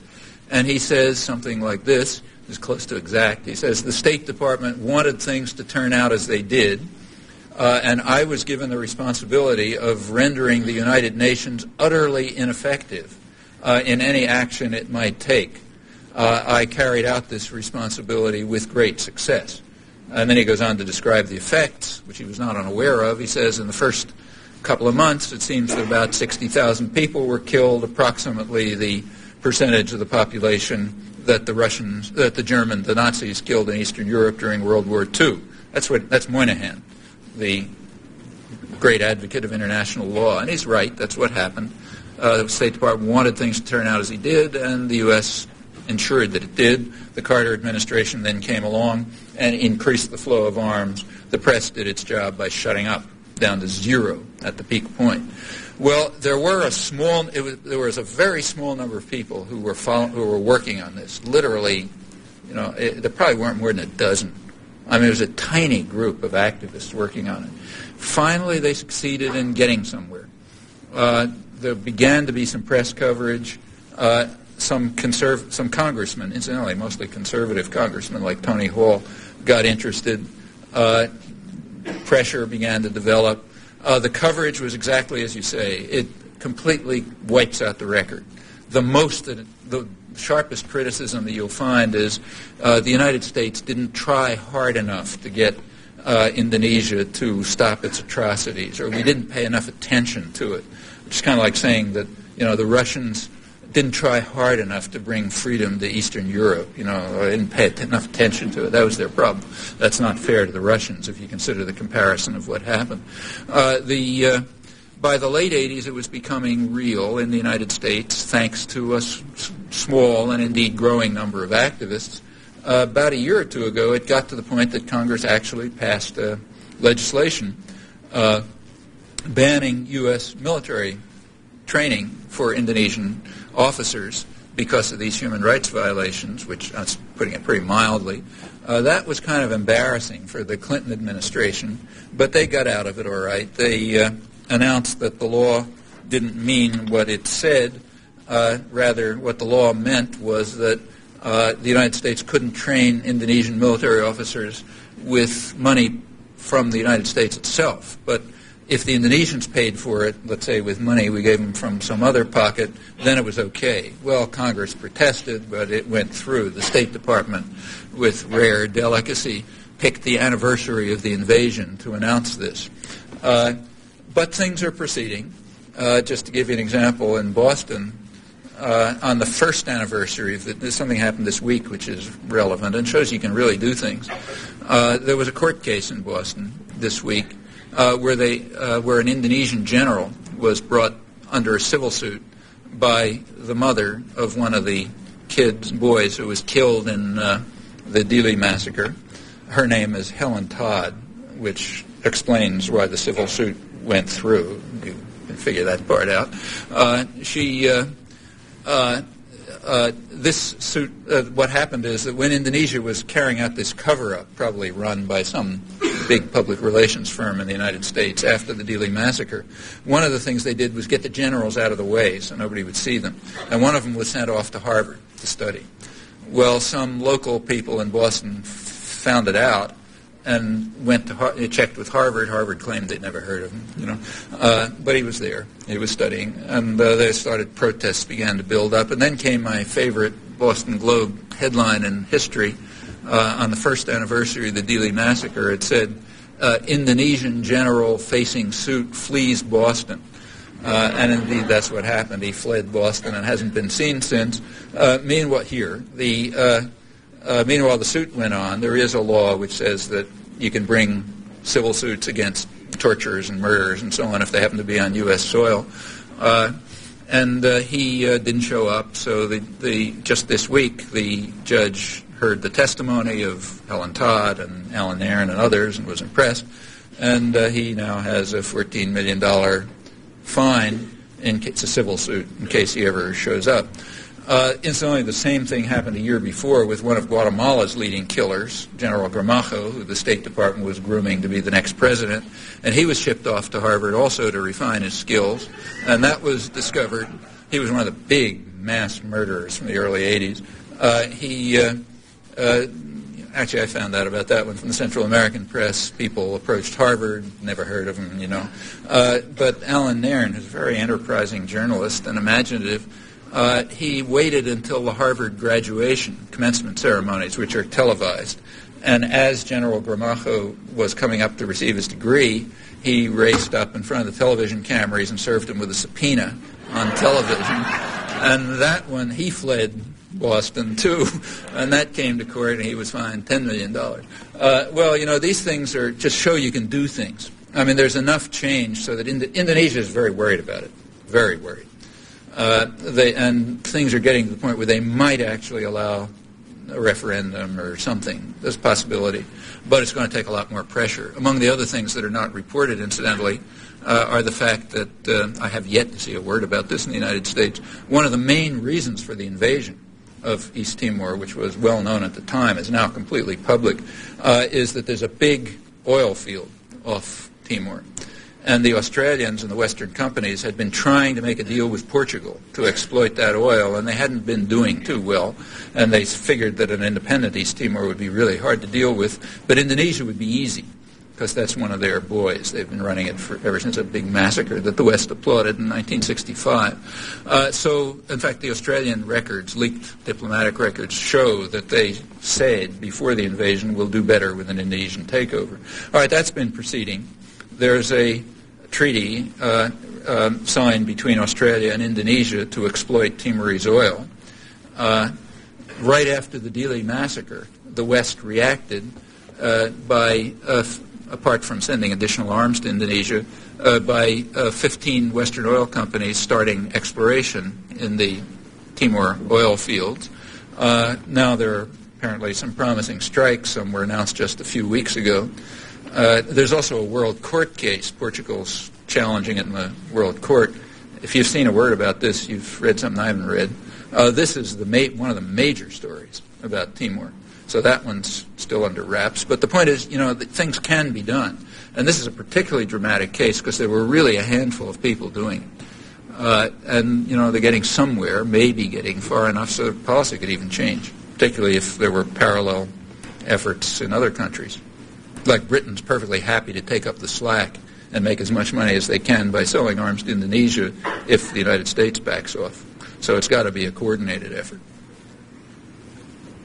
I just wanted to get you to make a few comments about two things. One, about how outside the framework of the like industrial monopolies in the United States, how Cuba has been able to survive this long, and how that can be an example for change and how people can live a different way, and also how we can help Cuba and prevent the United States from destroying what they've created.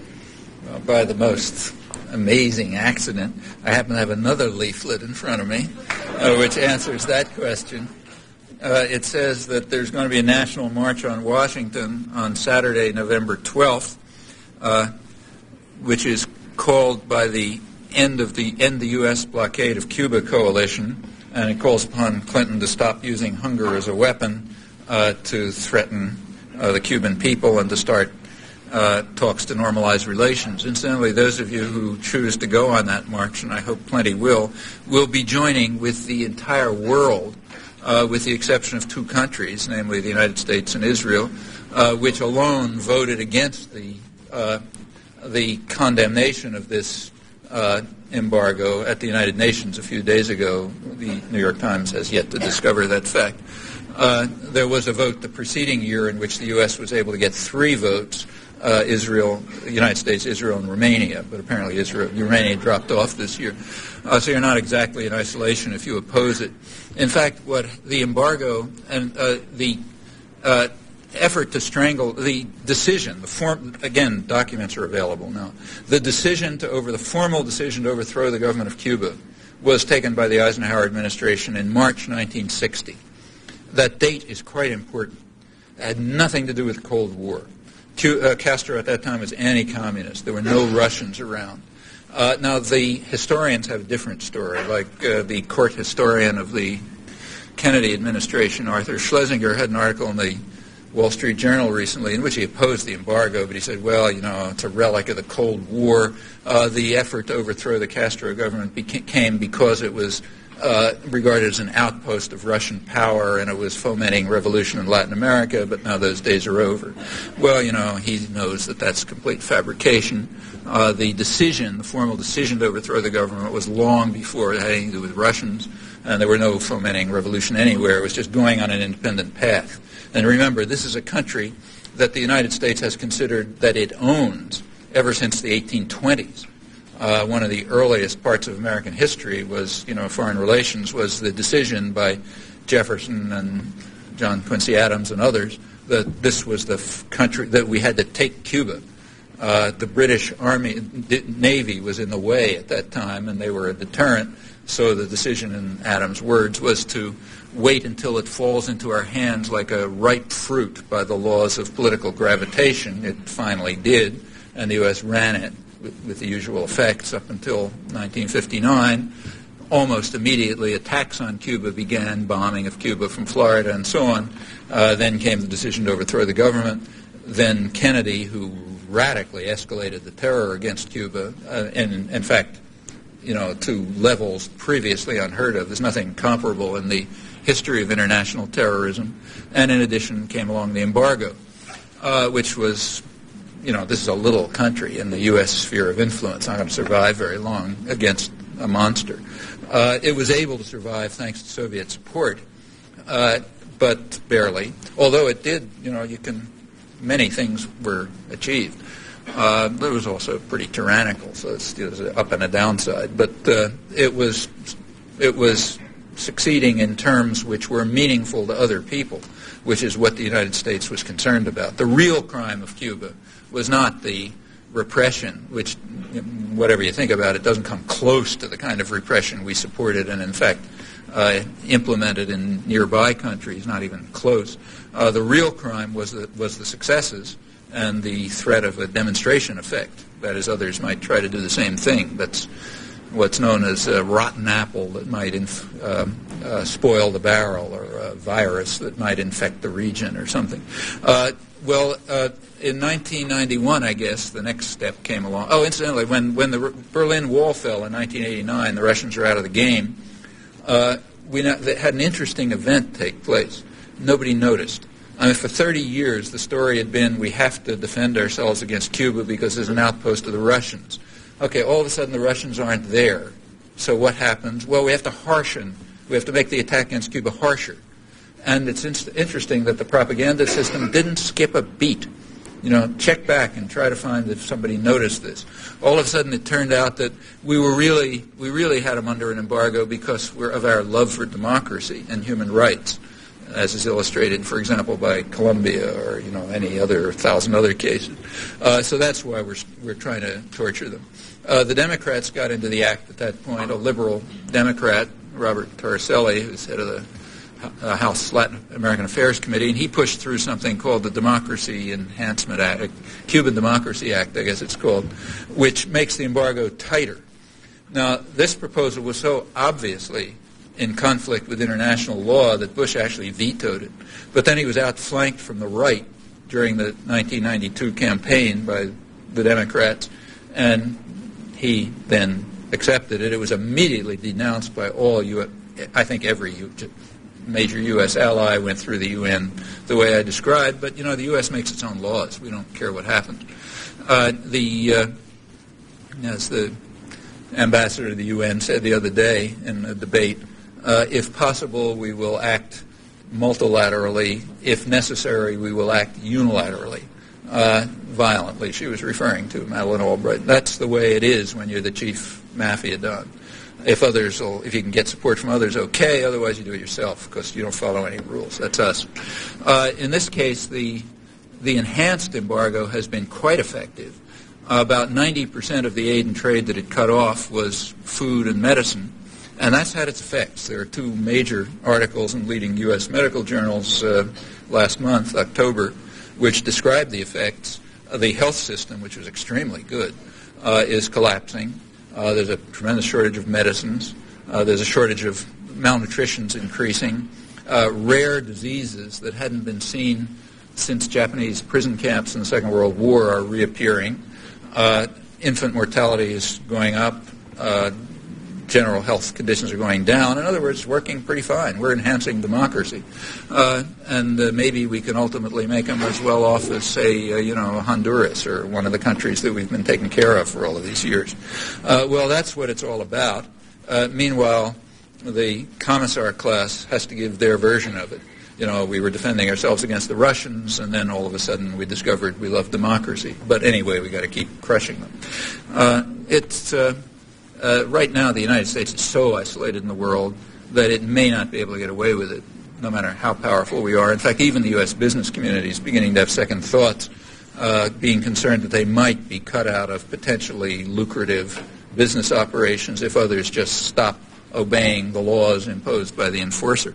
That's another one that can be pressed, should be pressed. This blockade is, sanctions in general are pretty, very questionable operation, but this one, particularly when they're not supported by the population targeted, this one is particularly brutal and a real major crime, in my opinion. Anyway, things can be done, like this March on Washington.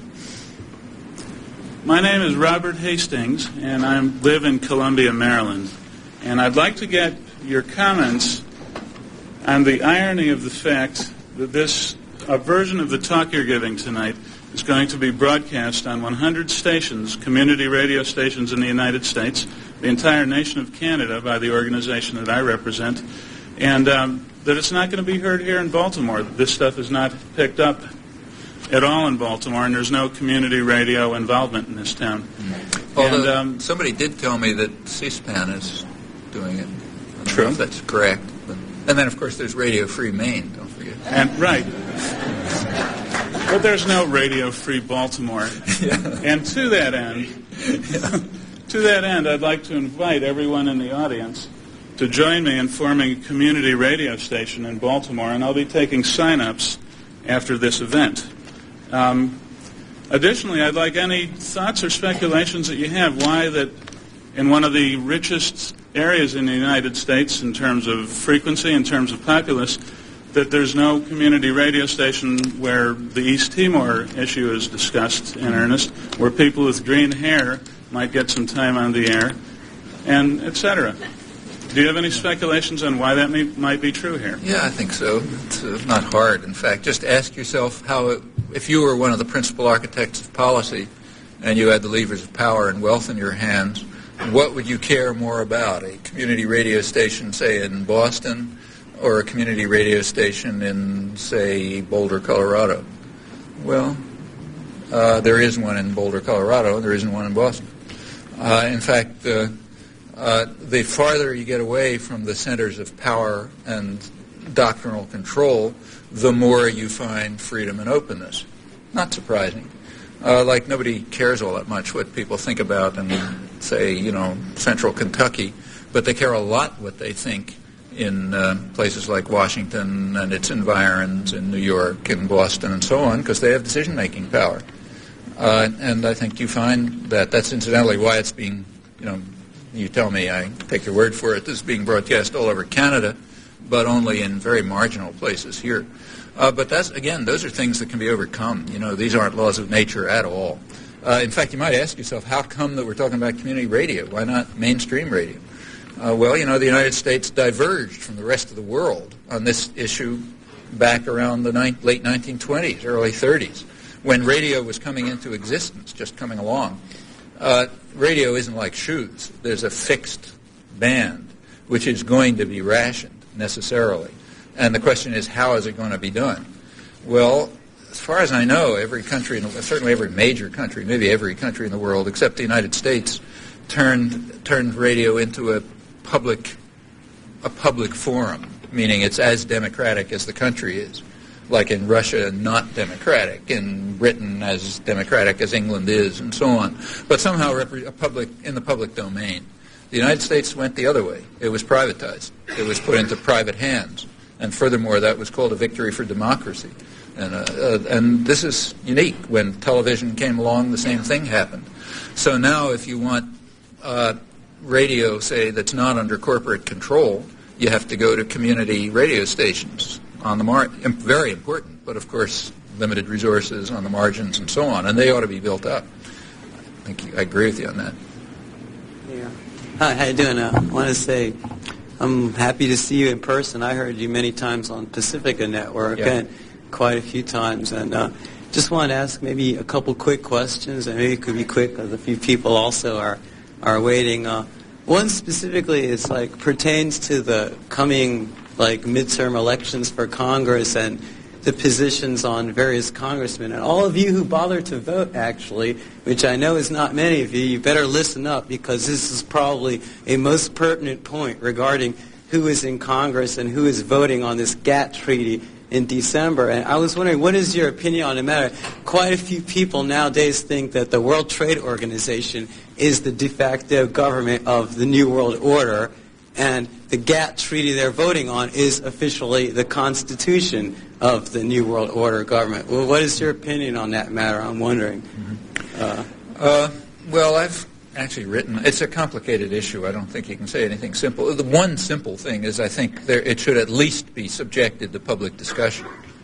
I mean, this is something of major significance, and the idea of allowing it to be rammed through on a fast track without public discussion is ridiculous and grotesque, in fact. So whatever one thinks about it, at least it should become a topic for the general public to become informed about and to investigate and to look at and to think about carefully. That's point one. That's the easy part. What should happen in that public discussion? Well, if that public discussion ever comes along, I'll be glad to say what I think. And what I think is, in fact, mixed. I mean, like NAFTA. It's a sort of a mixed story. I don't know of anyone, in fact, who was opposed to a North American free trade agreement, a North American trade agreement. The question is, what kind? Yeah. Okay. And in fact, take, say, NAFTA, very mainstream groups, like, for example, the Congressional Office of Technology Assessment. Can't get more centrist than that. That's Congress's research organization. They came out with a very sharp and intelligent critique of the executive version of NAFTA, the one that got passed, pointing out that, in fact, it was designed as an investor rights agreement, which was going to drive both the United States, Canada, and Mexico, all three of them, towards a kind of a low-wage, low-growth equilibrium. They didn't say high profit, but also high profit. And they suggested very constructive alternatives. Well, that never entered the discussion. All that you heard was, crazy jingoists, don't like Mexican workers. And in fact, the same was true of the labor movement. Labor movement its proposals were nothing like what was denounced in the press with virtually 100% uniformity. The Labor Advisory Committee which is by law required to give its opinion on these things, but was cut out of discussion illegally and never reported. They did come out with a report which was quite constructive. It wasn't against an agreement. It was against that agreement. Now, when you turn to GATT, it's the same story. You take a look at these thousands of pages. I think the thing runs. It's a huge document. Has anybody read you can the GATT? find it. Has anybody in the world read the GATT? That's there are people in the world who've read it. There's plenty of guys working for big corporations who've read it. Yeah. Okay. And in fact, if you look at it, it's a mixture of many things. Let me just mention one. First of all, I should say that we're very ignorant about this here, but in the third world, they know a lot about it. Like you go to India, let's say, and you get hundreds of thousands of people demonstrating in the streets about some of the provisions of GATT, which they know about. Maybe we're dumb and stupid, but they're not. Like Indian peasants understand what's being done to them, which is why GATT has to be passed virtually at gunpoint in countries like India. Well, what are they upset about? Here's one thing. One of the parts of GATT, as NAFTA, is what's called intellectual property rights. Intellectual property rights is a protectionist measure. It has nothing to do with, it's the opposite of free trade. It does two things, a lot of things, but two crucial ones.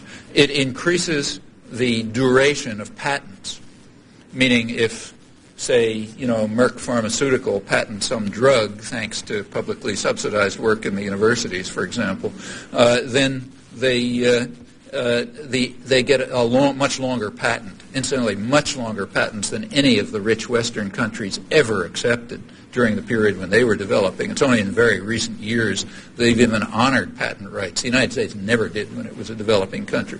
So, point one, patents are being much extended. Secondly, they're being shifted in character. Traditionally, up till now, patents have been what are called process patents. Like if Merck, going back to that drug, if Merck figures out a way to create a drug, the process is patented, but not the product. The GATT treaty, like NAFTA, shifts that. It's now the product that's patented, meaning the Indian pharmaceutical industry or the Argentine pharmaceutical industry can't figure out a smarter way to produce the same drug at half the cost and then get it to their own population.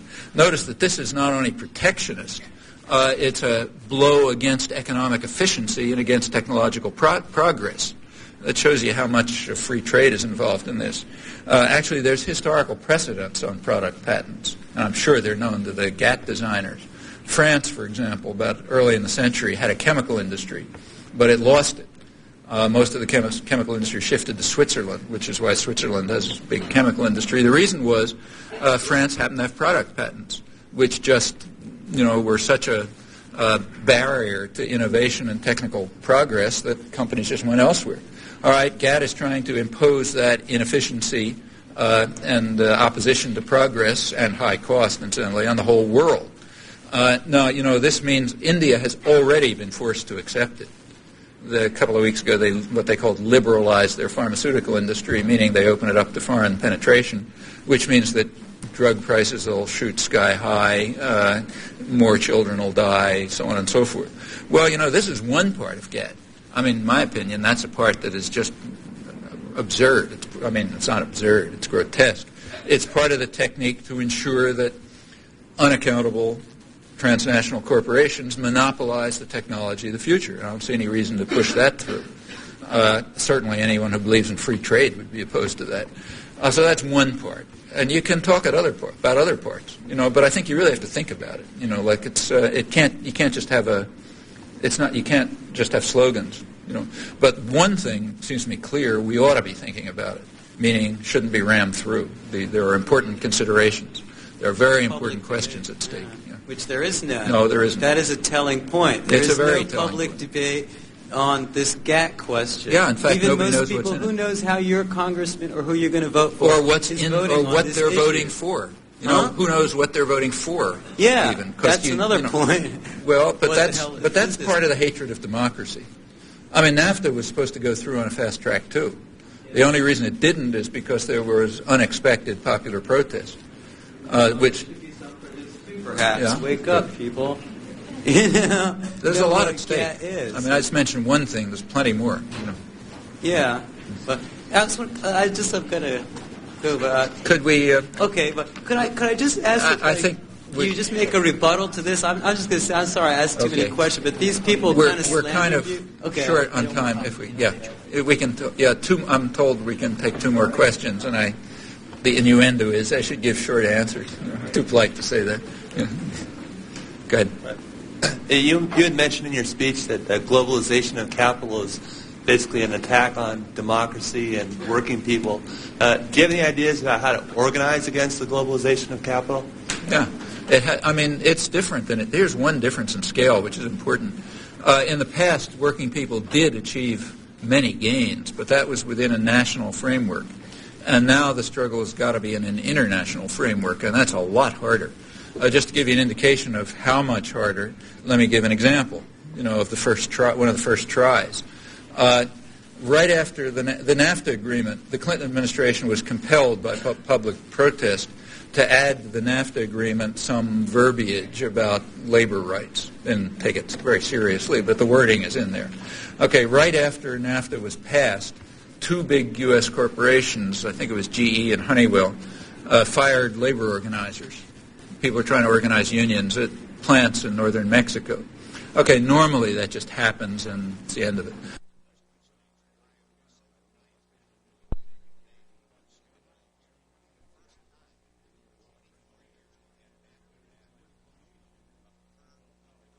Like they're not corporations, but they got a lot more power than Mexican. There aren't a Mexican union. There's a government union, which is kind of like in Russia, and there's one independent labor union, which was of course opposed to NAFTA, but it's under terrific controls. However, the American unions couldn't be completely ignored, so they called for, the thing to go to a panel which means the U.S. Labor Department, I think, to determine whether, in fact, there had been an infringement on labor rights when these organizers were fired. And just last week, the Labor Department came out with its decision, which was that it was quite okay because they had legal recourse under Mexican law, and therefore there was no issue. I don't know if any of you are familiar with Mexican labor law and the way it's implemented. This doesn't even rise to the level of hilarity, But anyway, that was the decision, so the firing goes through. They're allowed to apply for severance pay and so on. Very happy. I'm sure GE is mourning. But that's the kind of thing that has to be done, and it's hard. It means, first of all, transnational popular organization and struggling against very powerful enemies like the national states, including those who call themselves liberal, but are really, they have other masters. So that's by no means going to be anything easy, but it has to be done. The NAFTA, for example, even its advocates, if you look closely, even its advocates conceded that it was probably going to harm, in absolute terms, the majority of the population in both Mexico and the United States. For example, its advocates here said, well, it's really good. It'll only harm semi-skilled workers. Footnote, 70% of the workforce. The New York Times had after NAFTA was safely passed, they did their first analysis of its effects. Very upbeat article talking about how great it was going to be for corporate lawyers and, PR firms and so on and so forth. It's going to be really terrific. And there was a footnote there, too. It said, well, everyone can't gain. And it said there'll be some losers. Women, blacks, Hispanics, and semi-skilled labor, like most of the people of New York, But you can't have everything. And those were the advocates. So there certainly are common interests across the borders, but they've got to be mobilized. And it's hard enough to do it even in one country. Doing it across borders is going to be extremely hard, but it just has to be done, or else you can just see where the future is going to go. There are very powerful centralized forces which got their own agenda. They're not making much of a secret about it, and you can see where it's going to lead. You take a look at any third world country, you can get a picture of where it's going to lead. And the question is, do we want to live with that? You don't have to. These aren't laws of nature, but they're not going to be easy to combat. One short comment and then a question. First about Cuba. I had the pleasure of going to the Kennedy Museum in Boston with some former Soviet Army officers who were reduced to tears from laughing at the film about the Cuban Missile Crisis, in which the country Turkey is never even mentioned as a pretext for Kennedy's for the missiles, Soviet placing of the missiles in Cuba. I just think that's an interesting part of the ideological war against Cuba. The question I had to ask, this whole, I wouldn't call it a debate, but this whole new effort in the media touting the information superhighway is reminiscent of the euphoria around television in the mid-'60s about the global village, so on and so forth.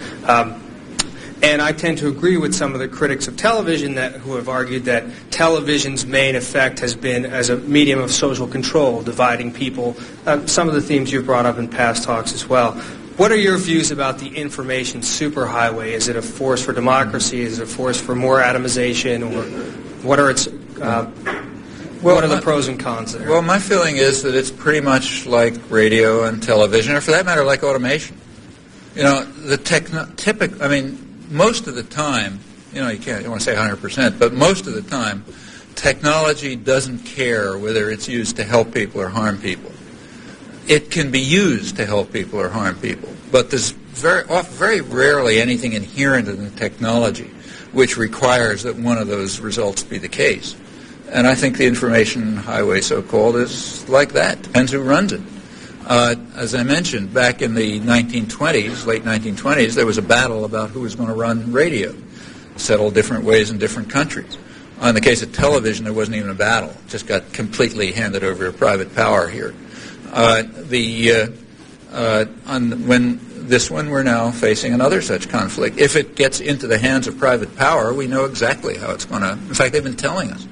I remember reading an article somewhere, I forget where, I think it may have been the Wall Street Journal or somewhere, talking about the wonders of the information highway. And this is from memory, so I may not have it exactly right, but it was something like this. They were describing the great things that could be done because it was interactive. You know, it's not just passive anymore. Now you can really do things when you're sitting in front of the test. So they said, well, look, they said, look, there's two, here's the way it's going to work, and then they gave two examples, one for women and another for men. For women, it's going to be an incredible home shopping thing. Like, you're sitting there watching some model and she shows you some ridiculous thing and you figure, well, I better have that or my kid won't grow up properly. So now it's interactive, so you can just push a button and, then they send it right over or something like that. So that's the interactive stuff for women. For men, the example that was given was something like watching the Super Bowl, which every red-blooded male is supposed to be doing. And now it's just passive. You just watch the gladiators fighting. But, the new stuff is going to be interactive. So what they suggest is that before, like while they're in a huddle and getting the instructions from the coach about the next play, they're going to ask everyone in the audience, half all the male population, which is alive, open, to make their own decision, like should it be a pass or a run or, a kick or something. And then after the play is run, which is completely independent of this, of course, they'll flash on the screen what people thought. So that's going to be for men. That I may have the example a little bit wrong, but it was some story like that. Yeah, that's the way it's going to go. I mean, it'll be used as a technique for control and manipulation and turning into, mindless consumers of things you don't want and so on and so forth. Yeah, sure. Why should those who own the place do anything different? But it doesn't have to be like that. It depends who controls it. If it's controlled by the public, it can be something quite different. It can be a technique of, for example, these information processing systems can be methods by which working people can control their own workplace without managers and bosses. It means that every person, in the workplace can have information in real time, like when it counts, to make decisions about what ought to be done. Well, that's a very democratizing device. It would wipe out, the core of the whole system of authority and domination. But it's not going to develop unless people fight for it. I mean, in the 1920s, before this whole media apparatus got so centralized and so capital intensive, there was a place, namely the partisan press, where these sorts of debates could go on. Where can that debate go on in the age of television, other than in small forums like this? No, look, I mean, you're right. I mean, through, in fact, the late 30s, there was still quite a lively working class and popular press, and in ethnic communities and labor movement and so on and so forth. Finally got wiped out by resource concentration, what's called market forces. So the thing is, rebuild it. I think we're supposed to end now, so let me just end by quoting a genuine conservative, not these guys, not the Newt Gingriches who are statist extremists. A genuine conservative who was so conservative that Thomas Jefferson wouldn't let his works be read at the University of Virginia when he created it, namely David Hume, a major 18th century figure who indeed was a true conservative. He has a book called Principles of Government, or something like that, in which he discusses, he raises in it what he describes as a kind of a paradox of government, and it's very real and very real today too.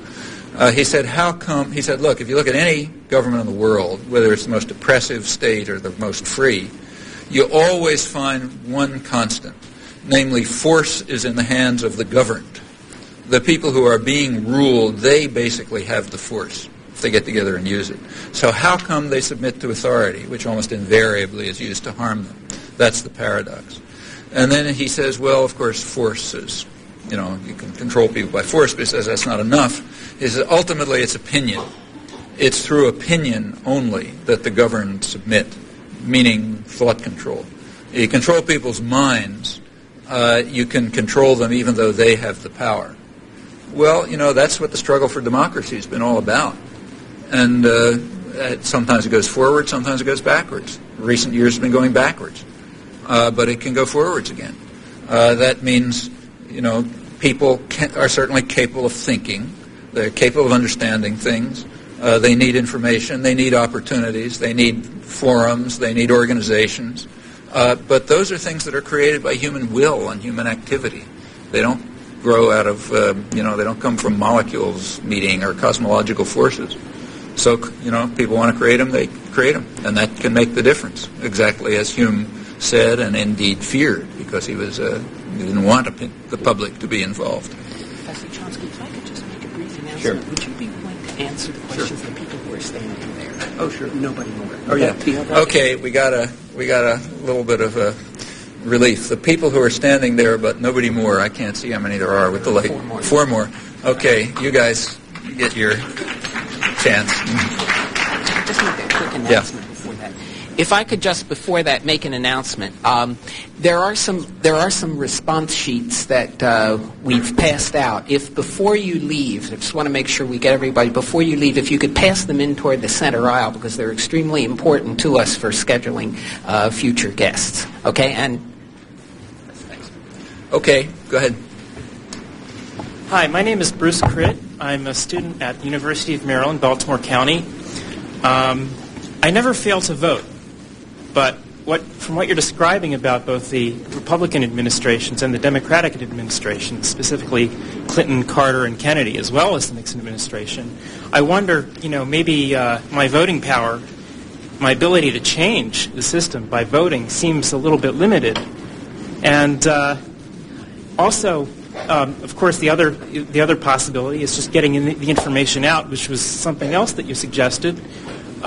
Even if everybody knew everything that you were saying, that you were talking about with regard to the collusion between the capitalists and the government of the United States, given the separation between policy and politics,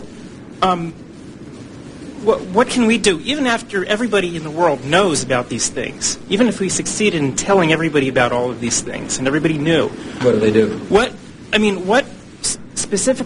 direct action can the population take? What are the most important direct actions that the population can take against this collusion, against this complex? Yeah. Well, with regard to voting, I don't think there's a general principle. I mean, you just make your decisions. I don't think it's usually not a major decision, like it's not going to have a big effect on things. It may have some effect on things. So you just decide, like, is it important enough to have an effect in this and that case? And there's no general principle. But on the other question, what can be done? Well, everything can be done. Everything can be done up to the point of eliminating all structures of authority and repression. They're human institutions. They can be dismantled. If you ask yourself what's the most important, well, then that's not the kind of thing you decide in a meeting like this. I mean, those are the kinds of decisions that come by serious thought among people who are really trying to institute change. Now, typically, given the world the way it is, you start with where the world is. Okay, like you don't start by saying, okay, let's overthrow transnational corporations. Okay, I think that's because it's just not within range.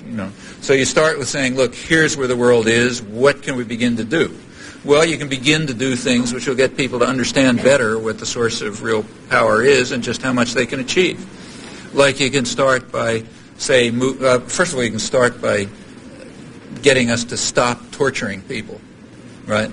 Like there's an easy things to do are stop killing children in Cuba, let's say.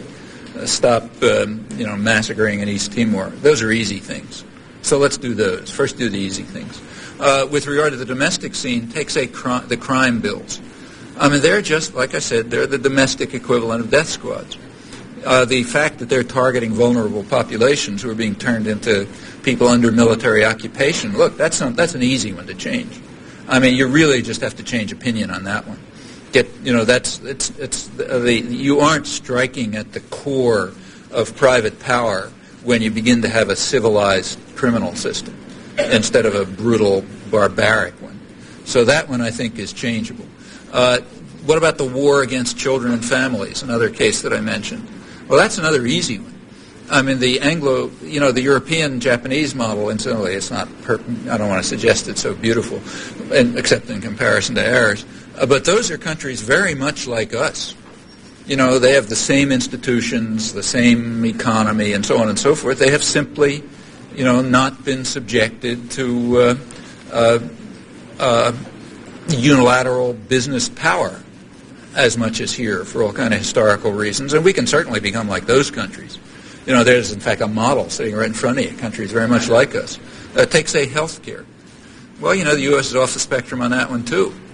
Again, I think for the same reasons. I mean, even if you just look a couple of miles to the north, there's a country very much like us, which happens to have instituted a semi-civilized, again, plenty of things wrong with it, but a semi-civilized system of health care not that far back in the 1960s.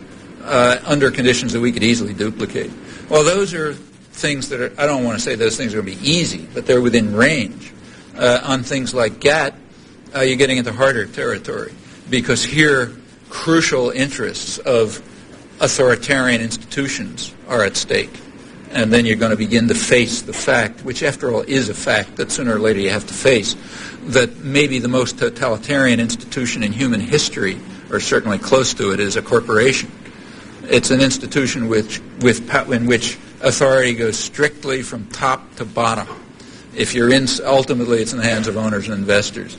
If you're inside the system, you take orders from above and transmit them down. If you're outside the system, there are very weak popular controls, which indeed are eroding. I should say that this is not an insight of mine. It was pointed out by Thomas Jefferson in his later years when he warned. These are just the early days of corporations. He warned that if power was going to shift into the hands of what he called banking institutions and moneyed-in corporations, then the democratic experiment would be over. We'd be back to a form of absolutism worse than what they struggled against. Thomas Jefferson is not exactly a figure who's off the spectrum in American history. So this is not a new insight. It's as American as apple pie. We should recognize what Thomas Jefferson could see. In fact, Adam Smith. But when you see that, you realize that it's a hard nut to crack. Because there are enormous agglomerations of power, indeed concentrating and indeed transnational, which are protected from scrutiny or from popular action, and that's got to change. After all, why do corporations have the rights they do? Why are they treated as immortal persons? Contrary to the warnings of people like Adam Smith and others, it was not by law. This was by decisions made in courts and by judges and by lawyers, which simply changed the climate totally. And that can be reversed too. Institutions can be under popular control, including the economic institutions. Well, organizing to try to achieve that is a much more long-term operation, but it's got to begin somewhere, So if you ask what should be done, well, I don't think any sane human being can look around at the world around them and not figure out things that have to be done. Take a walk through Baltimore, You'll find plenty of things that have to be done. So, you get started doing them. Some of them are broader in scale, so, you think about those. But you're not going to do them alone. Like if you take a walk down the streets of Baltimore and you say, oh yeah, that ought to be done, nothing's going to happen. On the other hand, if people are organized enough to act about it, yeah, they can achieve things, and there's no particular limit to what they can achieve. That's why we don't live under slavery or under feudalism and so on. You mentioned specific organizations that are involved in breaking apart this collusion. I know you can't mention specific actions, but can you mention organizations that are involved in working on this problem specifically? Which problems? The problem of collusion between corporations and government. Well, a lot of organizations are involved from different points of view. For example, at one level, which is important, though of course superficial, Nader's Public Citizen is involved. But that's important, as I say, but kind of not really touching the structure of power. Beyond that, if the American labor movement ever recovers the insights that ordinary working people, and in fact the labor movement had 100 years ago, it'll be working against them. You go back 100 years, and in fact up until much more recently than that, and the major thrust of the labor movement was what was sometimes, industrial democracy, placing the workplace under democratic control. That wasn't, they didn't read that in Marx. Everybody figured that out for themselves long before Marx. And that's and he in fact didn't say anything much about it. This is, so it could be the labor movement, let's say. And in fact, just about there's tons of activism going on usually focused on pretty narrow issues, but ultimately they're all talking about illegitimate authority of one form or another. And their interests are common, and they have to be built up and extended. I have my own views as to, if you want a list, it's easy to find. Yes. It's easy to find lots of lists. So if you write to any of the major funding organizations, like say Resist in Boston, they'll be delighted to give you a list of the couple hundred groups they funded in the last couple of years. And you will find among them groups involved in anything you can imagine. Or if you go to I'm sure there's some church-based group in either Baltimore or Washington, I don't know the scene well enough, which is a center for, a coordinating center for all kinds of peace and justice activities. And you'll find anything in the world there, just about. That happens everywhere. Thank you very much. I just have two questions, and I'm going to sit down. Do you see the American political system heading for a civil war? And second of all, do you see the breadlines of the Great Depression rearing its head again in the contemporary stage in which we're living in today? Speaking of the industrial countries, right. Because of course in the third world it's all over. Yeah. Well, with regard to the breadline, first of all, the U.S. has, the last I saw, there are about 30 million people, according to the studies that have been done, about 30 million people are suffering hunger in the United States. Take, say, Boston, where I live, which is a very rich city and, in fact, maybe the world's leading medical center. There are very fancy hospitals, but there's also a hospital that works for, that's the city hospital. So like everybody goes to. That hospital, which is not a bad hospital, I should say, a couple of years ago they established a malnutrition clinic because they were beginning, after the impact of Reaganism was felt, they were beginning to find in Boston third world levels of malnutrition. And in fact got worse over the winter because families had to make a choice. Do you let your kids starve or you let them die of the cold? Okay, that's, one of the richest cities in the world, major medical center. I mean, bread lines are, if we don't have bread lines, we have the equivalent. Over 30 million people is a lot of people, and that's plenty of children and so on. And it's going to grow. What about, it's not starvation like, say, Haiti or, Nicaragua or Cuba or something, but it's probably worse than Cuba in many places, but it's real. And it has long-term effects. I mean, when kids are suffering malnutrition, that has a permanent effect. It has an effect on their lives. They'll never get over it. And that's just criminal in a country as rich as this, or anywhere for that matter. As to the Civil War, I think it's very much up in the air what's going to happen in the United States. There's an experiment going on. The experiment is, can you marginalize a large part of the population, regard them as superfluous, because they're not helping make those dazzling profits, and can you set up a world in which production is carried out by the most oppressed people with the fewest rights in the most flexible labor markets, and production is for the rich people of the world. So this can be done internationally now. It's not like the old days when economies are more or less national.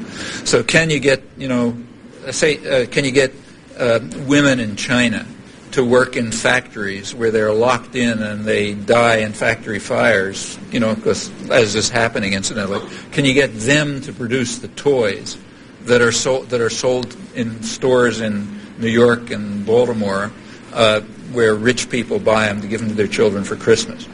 I mean, that's sort of, to give an example, that's a real example, incidentally. Can you have an economy where everything works like that? So production by the most impoverished and exploited for the richest and most privileged internationally. And with large parts of the general population just marginalized because they don't contribute to the system. In, say, Colombia, murdered. In New York, locked up in prison. Can you do that? Nobody knows the answer to that question. Could it lead to a civil war? It definitely could. It could lead to uprisings, revolts. There are other things to worry about. The United States happens to be an extremely fundamentalist country. It's kind of like Iran, sort of, if you look at it. It's a religious fundamentalist country that's, again, off the spectrum in this regard. It's not like other industrial countries. None come close. And that's a very dangerous phenomenon, in my opinion.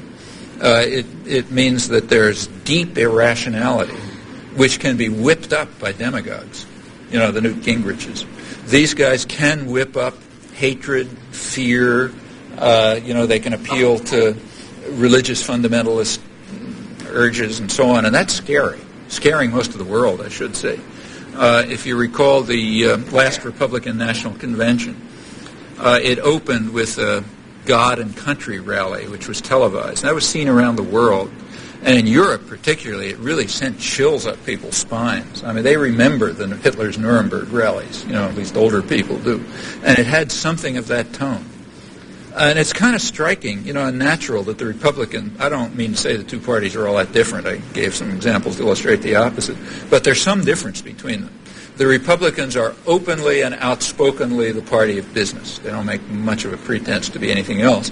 And that means that the only way they can rally the public is behind jingoism, fear, hatred, slander, other techniques which have been used quite effectively to organize great masses of people in times of real distress. We don't have to go back very far in history to find that. Germany in the 1930s was maybe the most civilized and advanced country in the world. All right, it was possible, but plenty of problems. And it was possible to whip up hatred, fear, and to mobilize people, and in fact to carry out certain, what from their point of view was social development even, and, with consequences that you're familiar with. That could, why are we different? We've got the same genes. And the conditions in the culture that might be part of the background for that, they exist. On the other hand, there are other things. There's a streak of independence and opposition to authority in the United States, which is maybe also unique in the world. That's a very healthy thing. It can show up in antisocial ways, like running around with assault rifles, but it could also show up in healthy ways.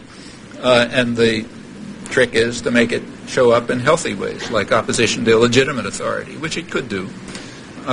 This is maybe the country in the world that most protects freedom of speech. I happen to think that's a very good thing. I know a lot of people don't agree, but I think it is. And that was won by centuries of struggle. I mean, freedom of speech was achieved in the United States, really, through the Civil Rights Movement, which finally got the Supreme Court to knock down the centuries-old laws against criticism of state power. That came right through the Civil Rights Movement. Well, those are gains that are real and that offer a basis for doing things. So, it's complicated. Could it be a civil war? It could be very unpleasant. A lot of very ugly things could happen. They're not inconceivable, but they're also not inevitable.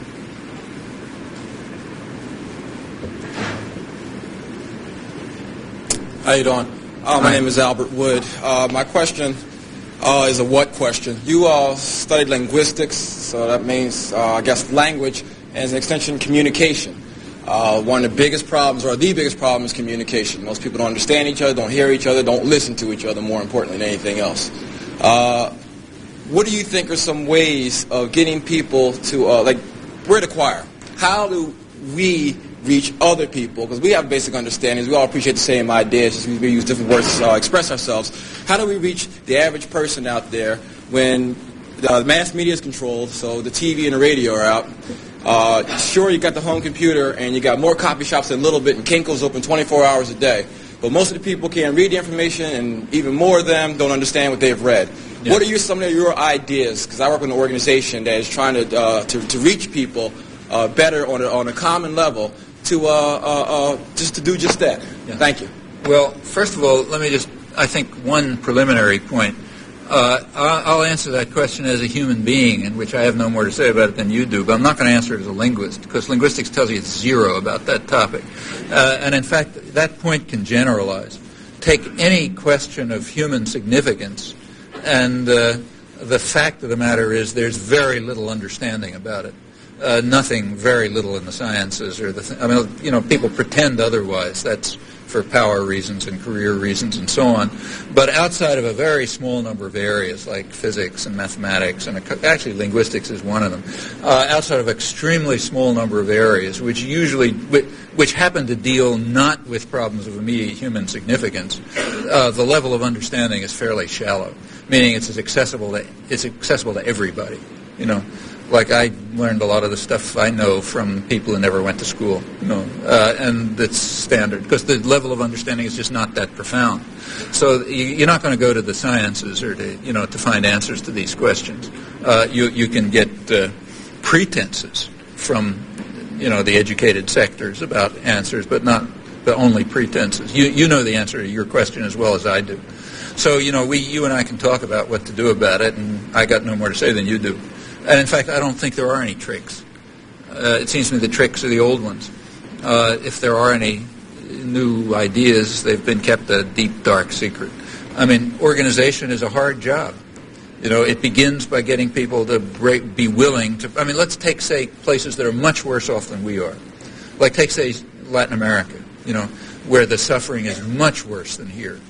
Well, back in the 1960s and 70s, elements of the churches did begin to face this problem. And they began in a pretty sensible way, dealing with the culture as it existed.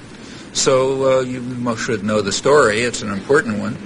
They began by setting up going in peasant society, among peasants or workers or whatever, women, any group. They started by setting up what came to be called base communities, where people would do things like read the Gospels, and talk to each other about what it really meant, and then work on things. I mean, I remember seeing some of these base communities where they were trying to get people to get peasant societies are often very hostile, And one that I went to, there was actually a very conservative order of nuns were trying to get local peasants to agree to work together enough so that they could get a common well, okay? Instead of each going out with a cup of water to try to pick something up from the, stream. Well, that was hard. And when it's done, you can go on to bigger things. I mean, it got to a point in Central America where you and I had to spend our tax money to have these people murdered, because that's what happened in the 80s. There was a big war fought to destroy the people who were trying to do that. You know, it's symbolic, but real, that the decade started with the assassination of an archbishop and ended with the assassination of Jesuit intellectuals, all by forces armed, trained, and paid for by you and me. You know, and what happened in between was just more slaughters and terror and massacre, because people were answering the kind of question that you're asking, but under much harder circumstances.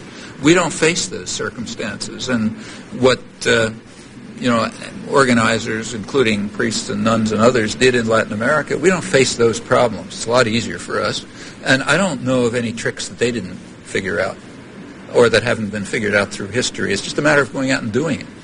You want to organize people? Fine, you go organize people. I mean, the first questioner raised the question of East Timor. Boy, if you can think of a case that would be hard to get people interested in, that's one. You know, Americans by and large don't even know that Canada exists, you know, let alone that East Timor exists, you know. So this went on in secret, you know, nobody was interested, everybody in power wanted it to go on, but a half a dozen or so people finally managed to break through. How? By the ordinary techniques that we all know about, you know. Lobbying, organizing, pressure groups, letter writing, everything. You know, that's the way you do it. There are no other ways. Two quick questions. First, what is the political ramification of the crime bill? Crime bill? Yes, as it relates to the new world. One? The new crime bill. New crime bill. Right, as it relates to the world order. And also, what is the relation of the world order to the family value that is being charted across America? That is being charted across America. Across America? Right. Well, I don't really have a lot to add to what I said before. I mean, just to summarize, the crime bill, I think, is a natural reaction on the part of the people who sort of own the society to the problem of a lot of superfluous people around who aren't making profits for them. A natural reaction, if you're living in El Salvador or Colombia or someplace like that, a natural reaction is actually what they call down there social cleansing. You send out the security forces to just murder people in the streets, like the Brazilian police, you know, where we had this success story of American-style capitalism. One of the parts of the success story is the Brazilian police just go out and murder street children. You know, they murder them, that's all. Okay, that takes care of that problem. Here, the crime bill, I think, fulfills a similar objective. It controls parts of the population that are defenseless, they don't have to worry about them, and that are superfluous in the sense they're not contributing to profits. That's a definite part of the New World Order, because the New World Order is turning most of the world into two-tiered societies, you know, with little sectors of wealth and a large mass of poverty, and you got to control them. So that's the crime bill. Family values, I think it's just what I said. It's just what the UNICEF, not me, what the UNICEF report described. Again, very mainstream report I was quoting. There has indeed been a war in the United States and England, and to some extent the other Anglo-American societies, like even as far as New Zealand. There's been a war against families and against children because human values are being, as part of the general attack on human sentiments and human values, which, remember, are inconsistent with capitalism. Now, we don't have a capitalist society. As I said, it's a very, the wealthy want a real powerful state to defend them. A capitalist society wouldn't survive for 5 minutes. But we're sort of off toward the capitalist end of the spectrum. And in a capitalist society, if it was pure, your rights would be what you can earn in the market, period. You don't have any other rights.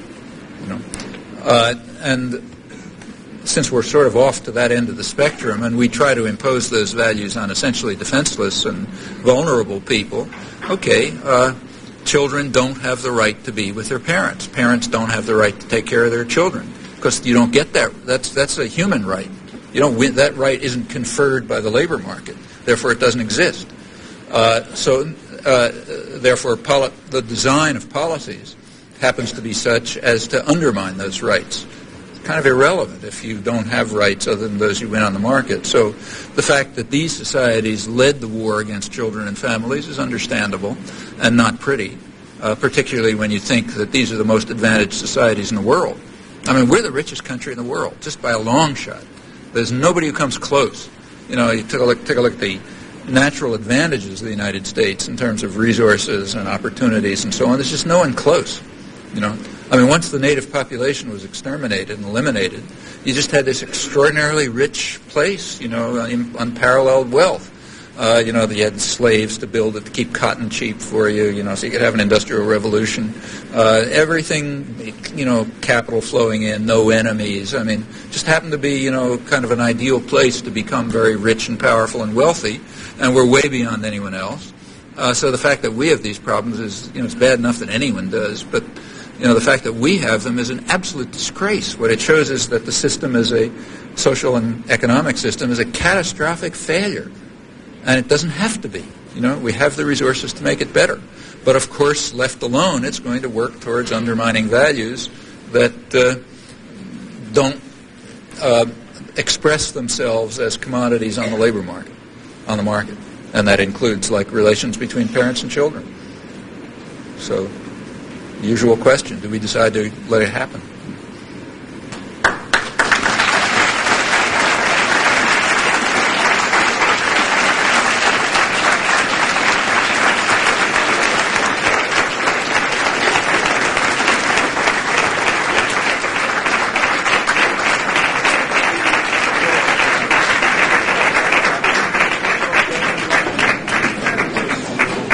For those interested up here, I have some brand new audio and videotape